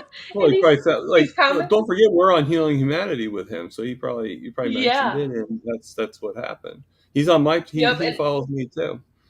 Yeah, and he's commented on my videos. Like that made me so happy when I saw that. I was like, "Oh my God!" And Bacon Baby just made a good suggestion too. So, that maybe you could go on Dave Mack. He's really That'd good be cool. too. I'll email Dave. I'll email Dave too. Once I get your email, give me that, and I'll send it to Carrie and Dave, and I'm going to get you on both. He's always looking for good stories, and I'm going to tell you, when he hears that you had the schizophrenia, he's going to be all over you like white on rice. I'm telling you. Yeah. Cool. Yeah, yeah. And I'm honored that you're All going to be right. on my channel first. But, Me too, Tom. I'm so excited for our interview. I can't wait until next week. Yeah. Yeah, me too. And I love your, like I said, I've said this in a different live that we are on, but I love your podcast, especially Tom, because it's just so low key, like no That's, pressure. And that's what I'm I've trying seen to your, do. You know. yeah, I've seen your interviews with other people, and it's just like a conversation, you know? Yeah, Well, that's just trying to relax people. You know, let them. Hmm. but You know. Lexus, if somebody came to and met you now, they would have absolutely zero idea that you ever had schizophrenia. Like Yeah. just the way you present yourself, I would have no idea that you aren't perfectly normal, everyday person that never had it. You know what I mean? And that's the mark Yeah. of healing. You know what I mean? I Yeah. think a thing too though is I've had schizophrenia, schizoaffective disorder actually since 2017, and I've kind of learned to mask my symptoms, but like just there is a marked difference in like when I'm masking versus now where it's like actual healing, where like my symptoms have decreased by like 70, 75%. I'm having more good days than bad days. It's like carnivore has just changed my life, just like medical keto changed my life, but carnivore is happening so much faster. I don't have to like track anything to the T like I did with medical keto. Like it's amazing. Yeah, and that's one of the things I used to in the beginning with keto. I had to measure everything, you know, I had Yep. one programs and I Yeah. marked down every You make single sure thing you that stay went in out my of the carbs. mouth. Like I was obsessed with the tracking and everything and you know how many It gets carbs, tiring.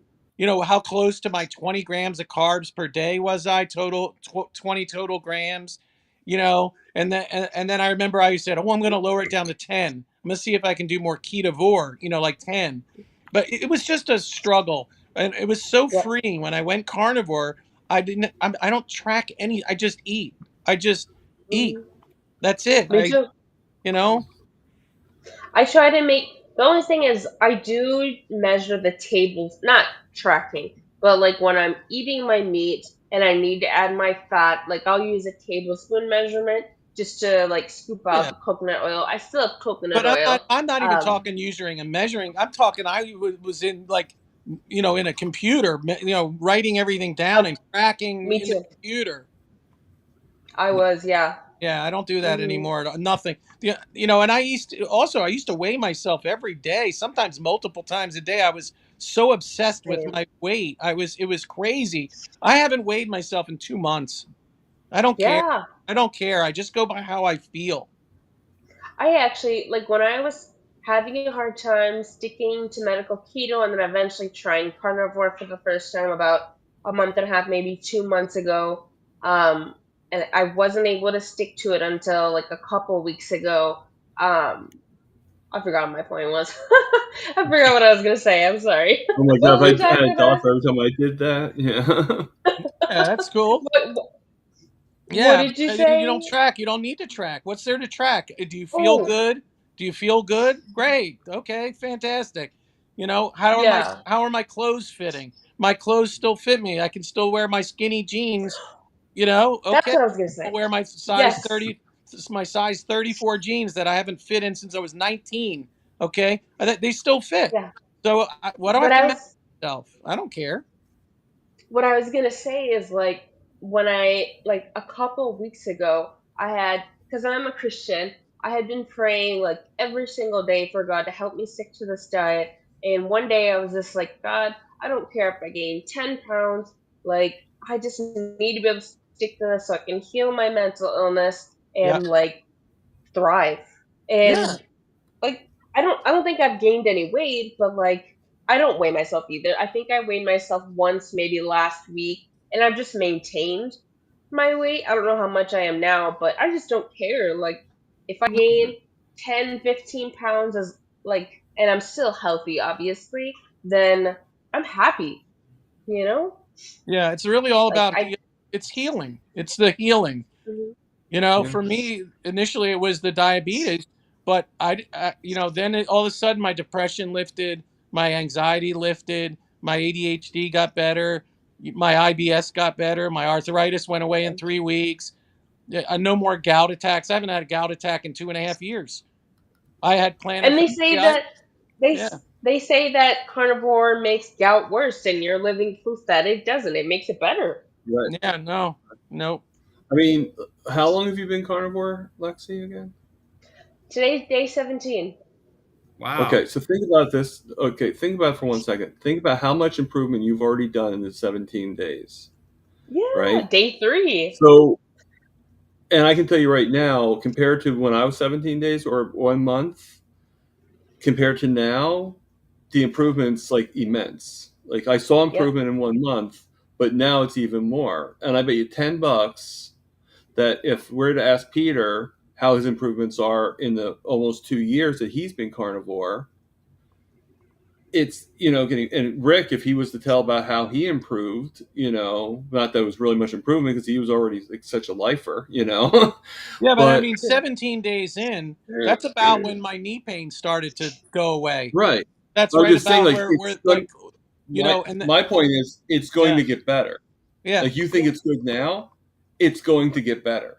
yeah. That's what's so That's exciting. something to look forward to. It's as long as you keep on going, it is going to And the get other thing about carnivore is eventually you will lose your body will eventually your body will Lexus will optimize to the proper weight when you were your healthiest, whenever that was, whatever age that was, when you were at your absolute best weight.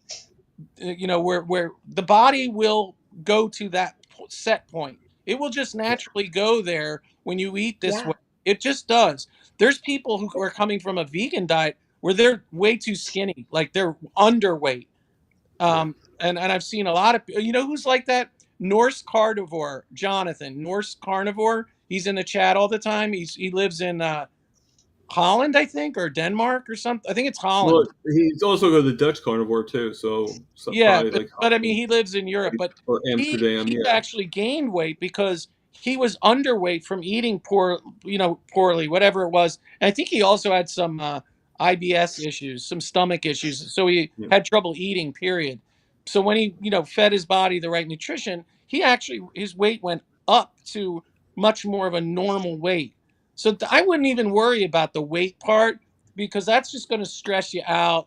I mean, just focus on eating fatty meat and eggs, whatever, and if you like seafood, butter, tallow, whatever, coconut oil, that's okay.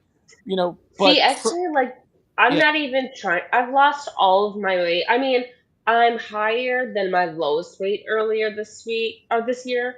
My highest weight was 231 pounds. Got down to 212 just by severe restriction. When I first started medical keto, I was 212 pounds. Now I'm about 165. wow. My lowest weight was 153, but I think that was too thin for me. Yeah, So that I sounds a like little. the How tall are you? 5'8". Oh, you're tall. Yeah. Wow. Yeah. No, you're fine. Like where you are now is perfect. Yeah, I think I look healthy. Yeah. Like I said, I think in the 150s is just too low. I'm at a healthy weight. Like my BMI is healthy, so But not here's like the thing. BMI is everything. But Lexus, here's the thing. If your body ends up going back to 150, 155, and that's what the body wants it to be at, and you're nourishing your body, you're eating all the food that you want, and your body says 150, 155, and that's where it ends up where it is, okay. I never ever in my life thought I would be back to the same weight at 63 than when I was 19 years old in a size 34 pants. 34. I was a 44 pants. 44. I went down 6 pants sizes. You know what I mean? I mean, I never in a million years thought I would ever wear a size 34 pants again. And it's just this is where my body wants to be, 199 to 205 pounds, and I'm 6'3".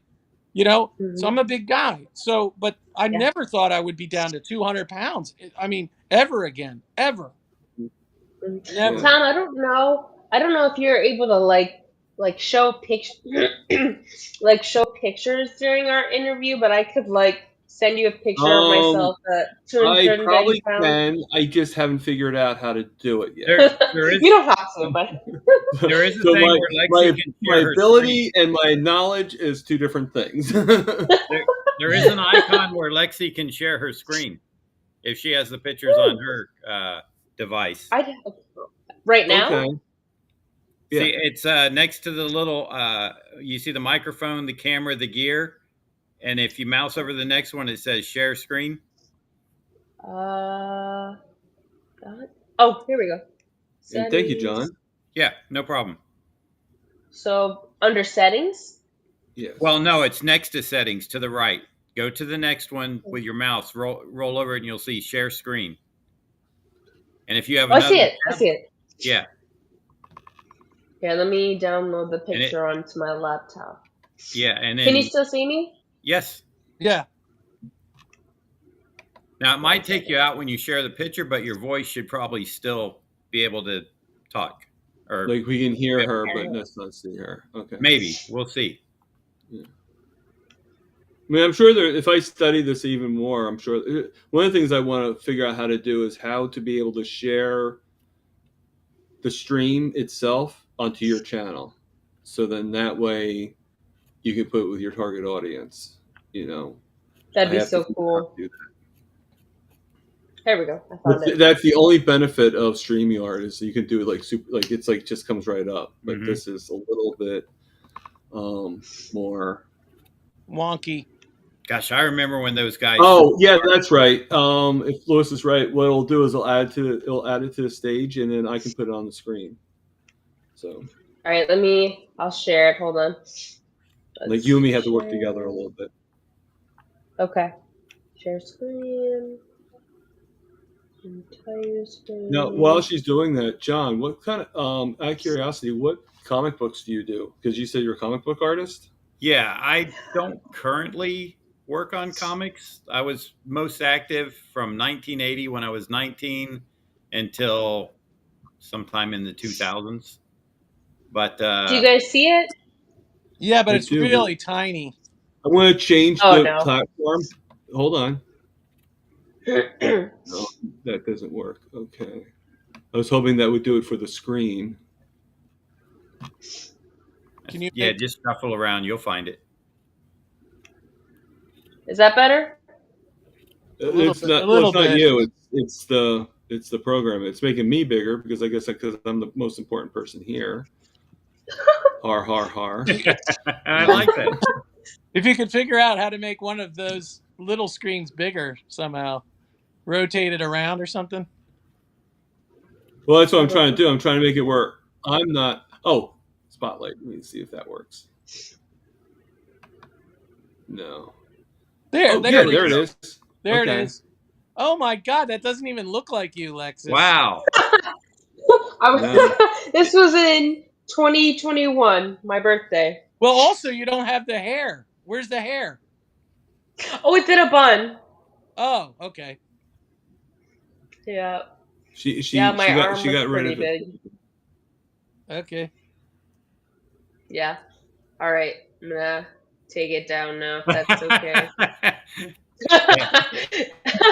Now you know, Lexi, that's out in the cyber world forever. How do I stop sharing my? There we go. Well, that's pretty cool. Good. Thank you, John. That helped me out a lot. No problem. Wow, that is incredible. That doesn't even look like you. No. You can open your eyes again, Lexi. Yeah, but you know what? Wow. You know, Lexi, there's if you saw my interview with Carrie, like right on the tile, you know, the thumbnail of my video, it shows me the fat picture. And I used to never want anybody to see that. Now I'm proud to, like, I go, hey, you want to see what I used to look like? I'm like, yeah, let me show you. Like, because, you know, it's like, I'm proud of what I was able to accomplish, but it's not only the weight loss, it's how I feel, you know? Yep. And that's why I'm hesitant about sharing about my weight loss on my channel, because that's not what it's about. Like, even when I was first starting medical keto, like, I needed to lose weight, but that wasn't the point. Like, even if I hadn't lost any weight, if I got to a point where I healed my schizophrenia and I was able to get off all my meds, like that would have been enough. Like, But just I mean, remember, I'm glad I'm at this weight. well, just remember, Alexis, there will be people though who have other issues than you. There will be people Yeah, that maybe do have the mental. Look, I had all the mental issues and the weight. So very often, as you know, with all these psych drugs, along with it comes rapid weight gain. Okay, I know that. Yep. it just does. And until I really started getting in a lot of this stuff, I wasn't as big as I ended up getting. But the more and more medicine they gave me, the fatter I got. And a lot of it is the medicine. My brother's a psychiatrist, and he even said a lot of the side effects of these medicines is weight gain. Yeah, Who's my that? antipsychotic, like. Who's that? That's me. That you, Tom? Yep. That's you? Cute. That's me about 20 years ago. Yeah. Wow. Oh wow. Wow. 379 pounds. Wow. And Wow. how much do you weigh now? About 250. Wow, that's a big difference. Nice. Now I can't contribute that to carnivore because way before I even did carnivore, I lost that weight. But it's mostly because I went low carb and because I did a lot of I did a lot of walking around when I used to work mall security and stuff like that. So yeah. Hey Thomas, I don't know. Yes. If you know. Yes, I was a mall cop. I don't know if you know you still got Lewis's thing and. Oh yeah, do I? Yeah. It's blocking my. What does it say? It's blocking Peter's beautiful face. I don't see it. What does it say? I still have Lewis up? I don't see it. His comment. It says Louis Lolito. It's official. Lexi has an agent. Well, yeah, you know what we're talking about here, right?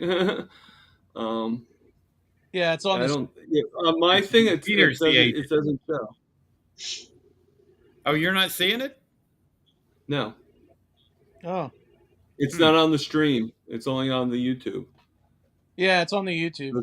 So there's no button for me to say hide because there's nothing on here. Let me put something else up and see if it will. For some reason, are you seeing that too, Peter? Now it. Oh wait, there it is. It came back. Yeah, I see it. What does it say now? The same thing, or does it say something different? No, it says Louis Lolito. No, it's not on the stream. Right. That I just put up, so I'm going to hide it now. Okay. And see if it all there you go. Now it's gone. So I had to put something new up and put that down in order for it to work. So I now guess it's gone. Kind of like locked in. And it's good because now it shows our names, which is good. It shows our names. Yeah. Well, I did that on purpose. Yeah.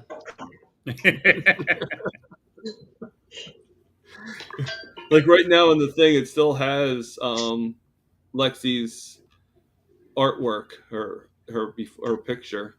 I see it. Yep. I took it off the screen, but it's still she has to kind of take it off. Is it Lexi or is it Lexi or Lexis? Lexis is my full first name. I go by Lexi though. Oh, okay. So how do I take it off? And you can leave it on there. It's not a problem. It'd be it be one of the 12 people that would go on the panel. That's all. Yeah. Mm-hmm. I mean, I can't believe I can get 12 people up here. So I don't know if my computer can handle that. The last time I was in there live and you had like 6 people on, there was such a delay on my computer. Yeah, I have a crappy old Chromebook. Yeah, mine was it was starting to get a little scratchy for me too, so that's probably why. I'm on my phone. We had a lot of people on that last time. I mean, I think we almost had 9 at one time. Yeah. When we had Lash on, Peter. Yeah, it was good. That was amazing. Yeah, that particular one was a little over 4 hours, so we still haven't. And I think to myself, like, I like doing these long lives; they're really cool. But then I think to myself, like, okay, should I do this every day? Because doing 4-hour lives every day, it's a little much, exhausting. Yeah. and then I think to myself too, like, who, like if you're the guy doing replay, would you really watch a 4-hour live? I would. Would you? Mm-hmm. Well, it depends what they're talking about. Yeah. Mm-hmm. Well, I think with me, you never know what we're going to be talking about, so maybe that's part of the intrigue, not knowing what's going to be, What I like about you having lives for so long is because, like, I might not see the notification for when it starts at 11, and like today I was able to join at like 12:30 or something. I can't remember how long I've been on here, maybe 1 or something, but you're still 3.5 going. hours. I was. It's like Rick. It's like Rick. Yeah, no, I see the Back, counter. he never leaves. Like all day, I come in and out. I'm in and out, like because usually I'm at work when Rick is doing his thing on Saturday. So I'm in before work. Then I go into work, and then I'm like get a break in the action. I'm like, oh, let's see if Rick's still going. Of course, he's still going. Then I go back and I leave, and I come back after lunch. He's still going. It's like, yeah, it's like crazy. And I've probably helped him out a little bit on some of those because I've done some long phone calls with him. Hi, Carnivore Lake Life. I thought you were a man all this time. I didn't. Now I see your picture. Sorry. That's not a lady. That's a man, baby. No. Little Austin Powers humor.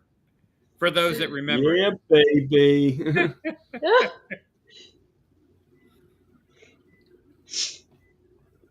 Actually, you should know her, Jackie from Healing Humanity, Lexi. She's been with us several times with the Great Steak Escape. Mm-hmm. Is it Jackie or JC? JC. I'm sorry. I can't. I think it's just automatically in my head just goes Jackie. But yes, JACE or IE. Mm-hmm. I think IE. Yeah. Well, hey, I'm going to jump off. I appreciate you letting me on. Well, don't fall. No, not going to fall. And John, remember what we said. Keep that stat really high. No, this was great to come behind, get extra encouragement, from trying to, the chat is sometimes, the other thing, John, while I have you, before you go, write down your list of whys. Mm-hmm. Write down why, because for you, why do you want to do this? Why would you want to change the way you eat? Why would you want to do this? Why would you want to go carnivore? Now, you have already the anxiety, 40-year anxiety. Okay, so that's a pretty big why that you want to get off this. Say that alone. Yeah. I don't know how high that is on your list of whys, but I would imagine it's on the list.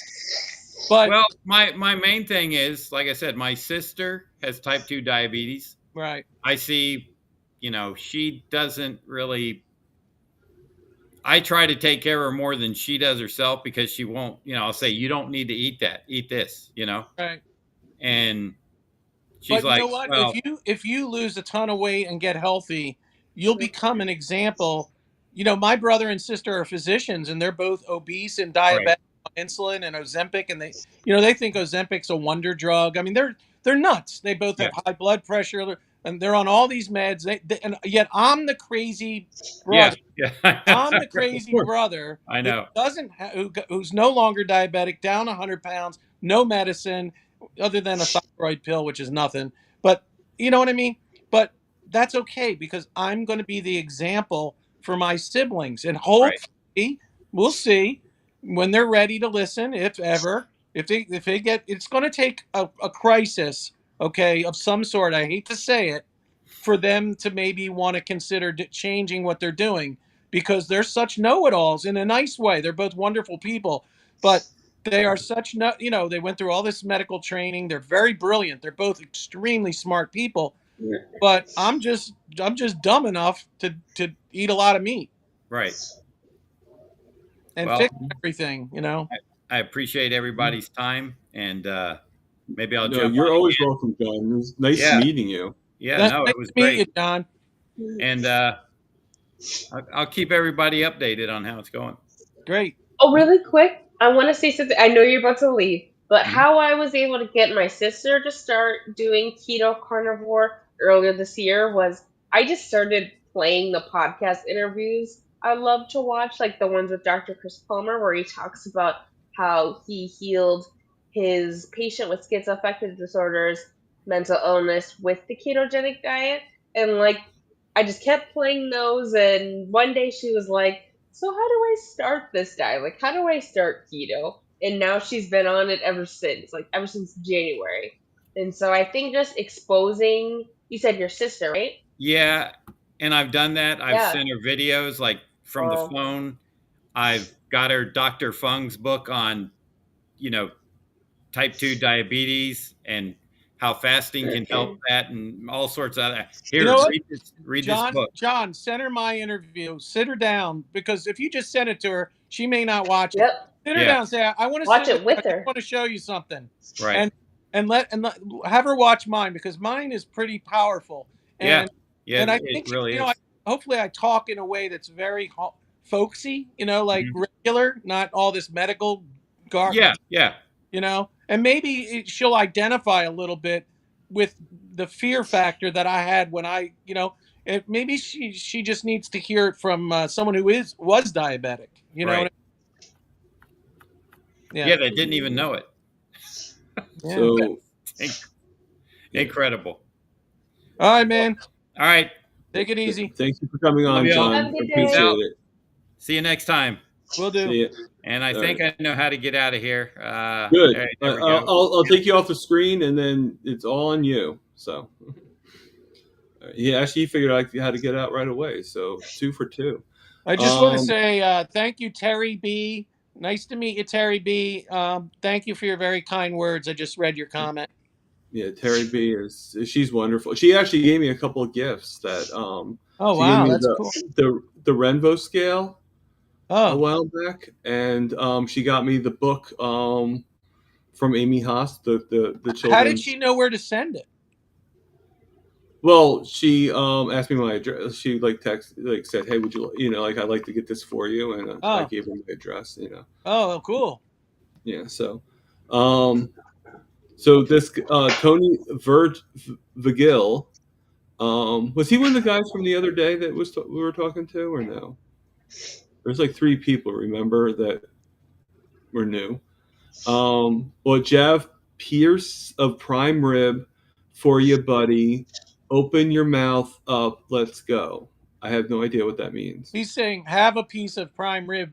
I have a piece of prime rib for you, buddy. Open your mouth up. Let's go. Okay. Well, no, I knew what he was saying.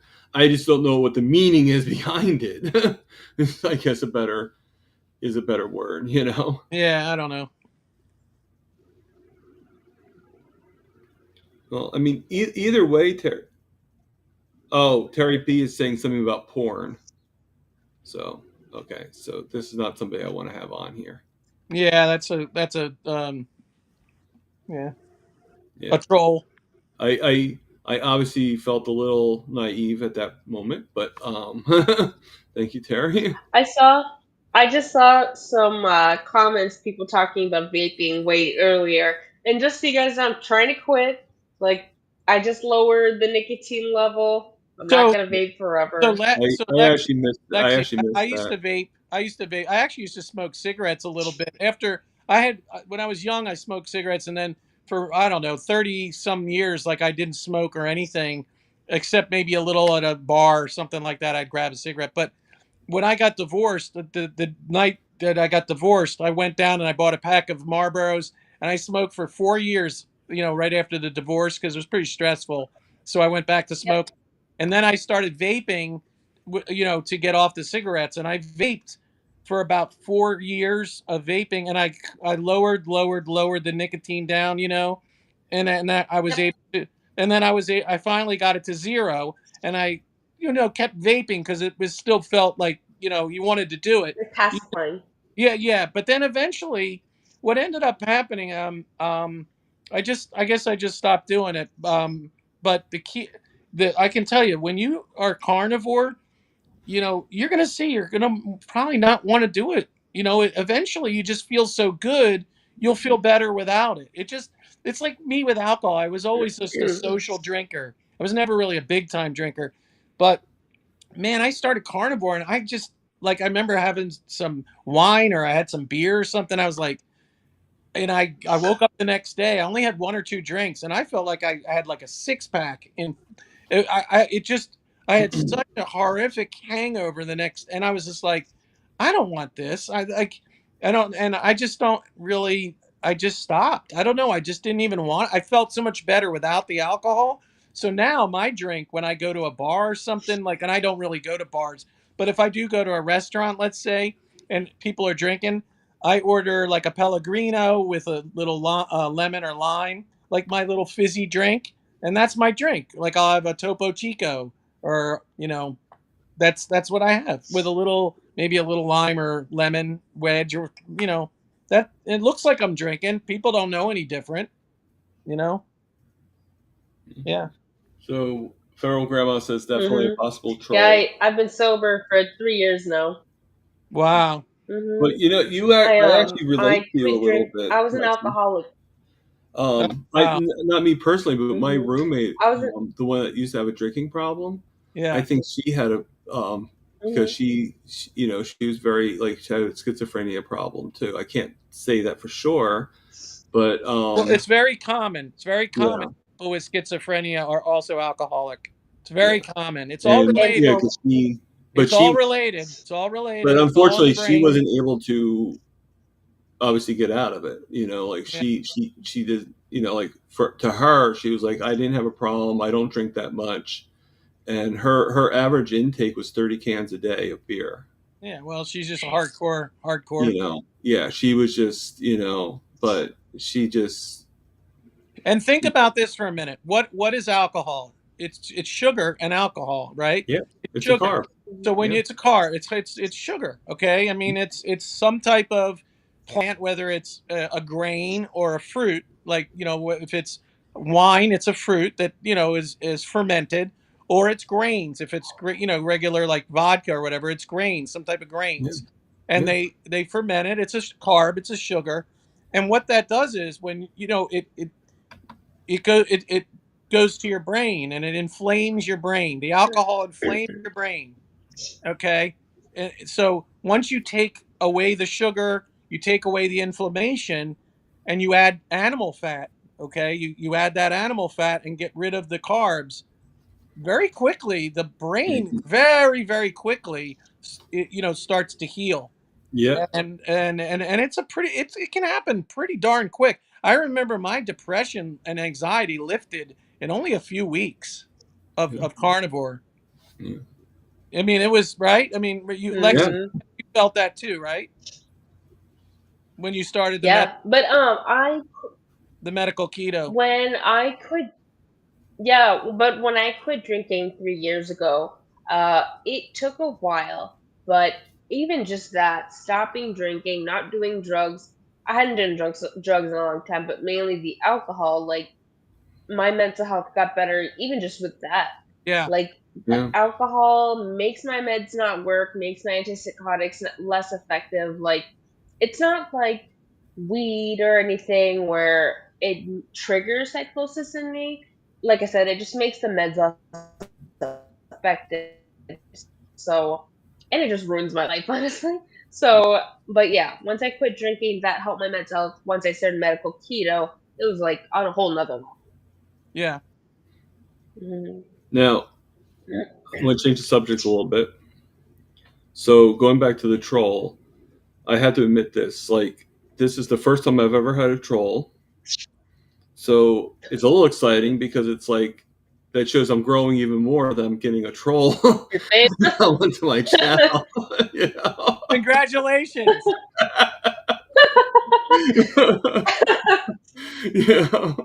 The next step, I'll get Fake Carrie to come on here. Rick does not ban any trolls. No. Rick and I wasn't going to ban him originally either, but then it's more like, if he was saying stuff that was clever, then I might have been okay. But, say something that's really, Yeah, I mean, if it's like straight up, like, porn type stuff, you get rid of them. But my point is, the ones that just come on like Rick's channel and they just act the fool, he actually loves it. It's like part of the entertainment, Well, he created a whole new form with fake Kerry. Right, You know? right. So, Fake Kerry is actually a nice guy. yeah. Yeah. You know, I mean, I still, I think Rick got a kick out of the me asking him if he ever went, like, how was the Boston trip?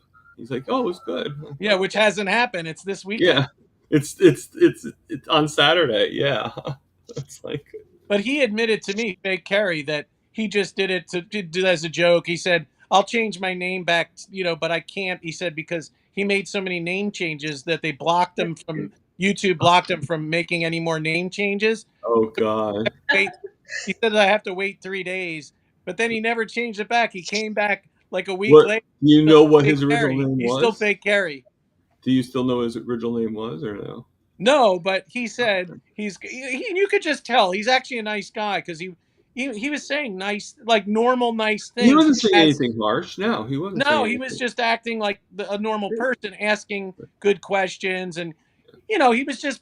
I think he's playing on the other Fake Kerry who came in. Remember, there was a different Fake Kerry came in, Right. and Right. so he thought, oh, it's funny, I'll come in also as Fake Kerry, and that's what he did. Yeah, so it's part of the show. It's part of his show. Yeah, Lois is showing 3 trophies. So I'm not sure what the 3 trophies indicate, but thank you. Yeah. Maybe we're just talking about the triumph of having a troll on my That's channel. it. That's what he's congratulating you. Yeah. I mean, I know it's a funny thing, but it's the only way you can get, like, the only time I had a troll I was involved with was when I was interviewing with Kerry. Yeah. And there was a troll in the comments afterwards. Oh. That, he actually, I think I mentioned it to you before, or at least on here or whatever. But he actually told Kerry that you need to get a disclaimer because he's so depressing, and it's like, well, the guy's telling a story, and well, listen, it is a bit of a depressing story. There's no doubt it about is. It is. But most of our stories are a little depressing, yeah, and it's listen, the my story triumph is from pretty it. depressing too. My God, I was in a pretty bad suicidal We depression. all I were. mean, yeah, it was horrible. I mean, but the good news is here we are now, and we're doing great. Yeah. And that's the thing with our interview, Tom. Next week, I'm probably gonna go deep into what psychosis is like, and that's gonna be depressing, probably. Right. But it's Yeah, gonna but you end gotta, on but the you gotta fact do that it. You gotta That's do fine. it. Like I said, this is the premise that will happen. We're gonna have. I mean, obviously, I've been going longer than that on these regular chats. So maybe if this premise works, then maybe we'll go longer after a while or more often. Mhm. But it's just basically gonna be 2 hours, and the 2 hours is your 2 hours. Like you have. I mean, like I'm just gonna be there on the screen with you, but you're going to do most of the talking, and it's going to be really up to you. You're going to control it, and for the most part, and I mean, I might ask you some questions here and there, or I might like interrupt for a second and be like, oh, Terry's asking this question, like what do you do for this? Perfect. But other than that, you tell as much as you want, because I find most platforms, like when I was on Dave Mack, when I was with Carrie, when I was with, when I got interviewed by Adam, when I got interviewed by Dante, they were pretty much basically just a little over an hour, but they were set for an hour. It would just go over a little bit. And I thought to myself, I'm like, you know what? I could have used a little bit more than an hour to tell my story, and to have to condense it to me. And I think too, because like you said, after I tell my story, you're going to add more people to the live or something, right? Mm-hmm. Well, yeah. If you don't go for the whole 2 hours, then I will put the chat into the just like I do here, and then anybody that wants to come on can come on, and we can talk a little bit more about it, and they can introduce themselves. So Peter can come on, Rick can come on, Lisa, and I only name those 3 because they're the most common, and Lewis, they're the most common people that come on, but other people can come on too, and so. Which is one of the reasons why I actually decided to pay for the membership for 2 reasons. One, I wanted to get rid of the Evox logo and put my logo in there. That thanks to Josephine that made that. She actually painted that for me. So so she's I love it. for you.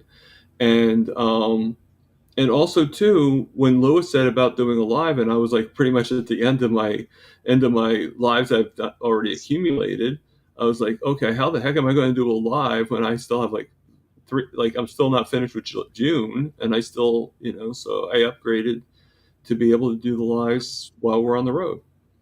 So yeah. Now I don't know if we're going to do a 3-hour live while we're on the road, but but it all works out. So just reading the chats a little bit here, seeing if there's any questions or anything. Does anybody have any questions? How many people? I have to admit, I don't get that many questions, so it's probably why I don't really put out that much. Like, how many are still in the chat? According to the thing, there's 15 in the chat still. Wow. So, yeah, I mean, it's yeah. I mean, actually, going back, Kerry. Actually, I found that Kerry watches he subscribes to my video, and so does Bill Knott. Subscribes to my. Cool. That's so cool. Yeah. All right. Well, I'm going to get going, guys. All right. Yeah. Well, unless Lexi has some more things to talk about, No, I should probably go eat lunch.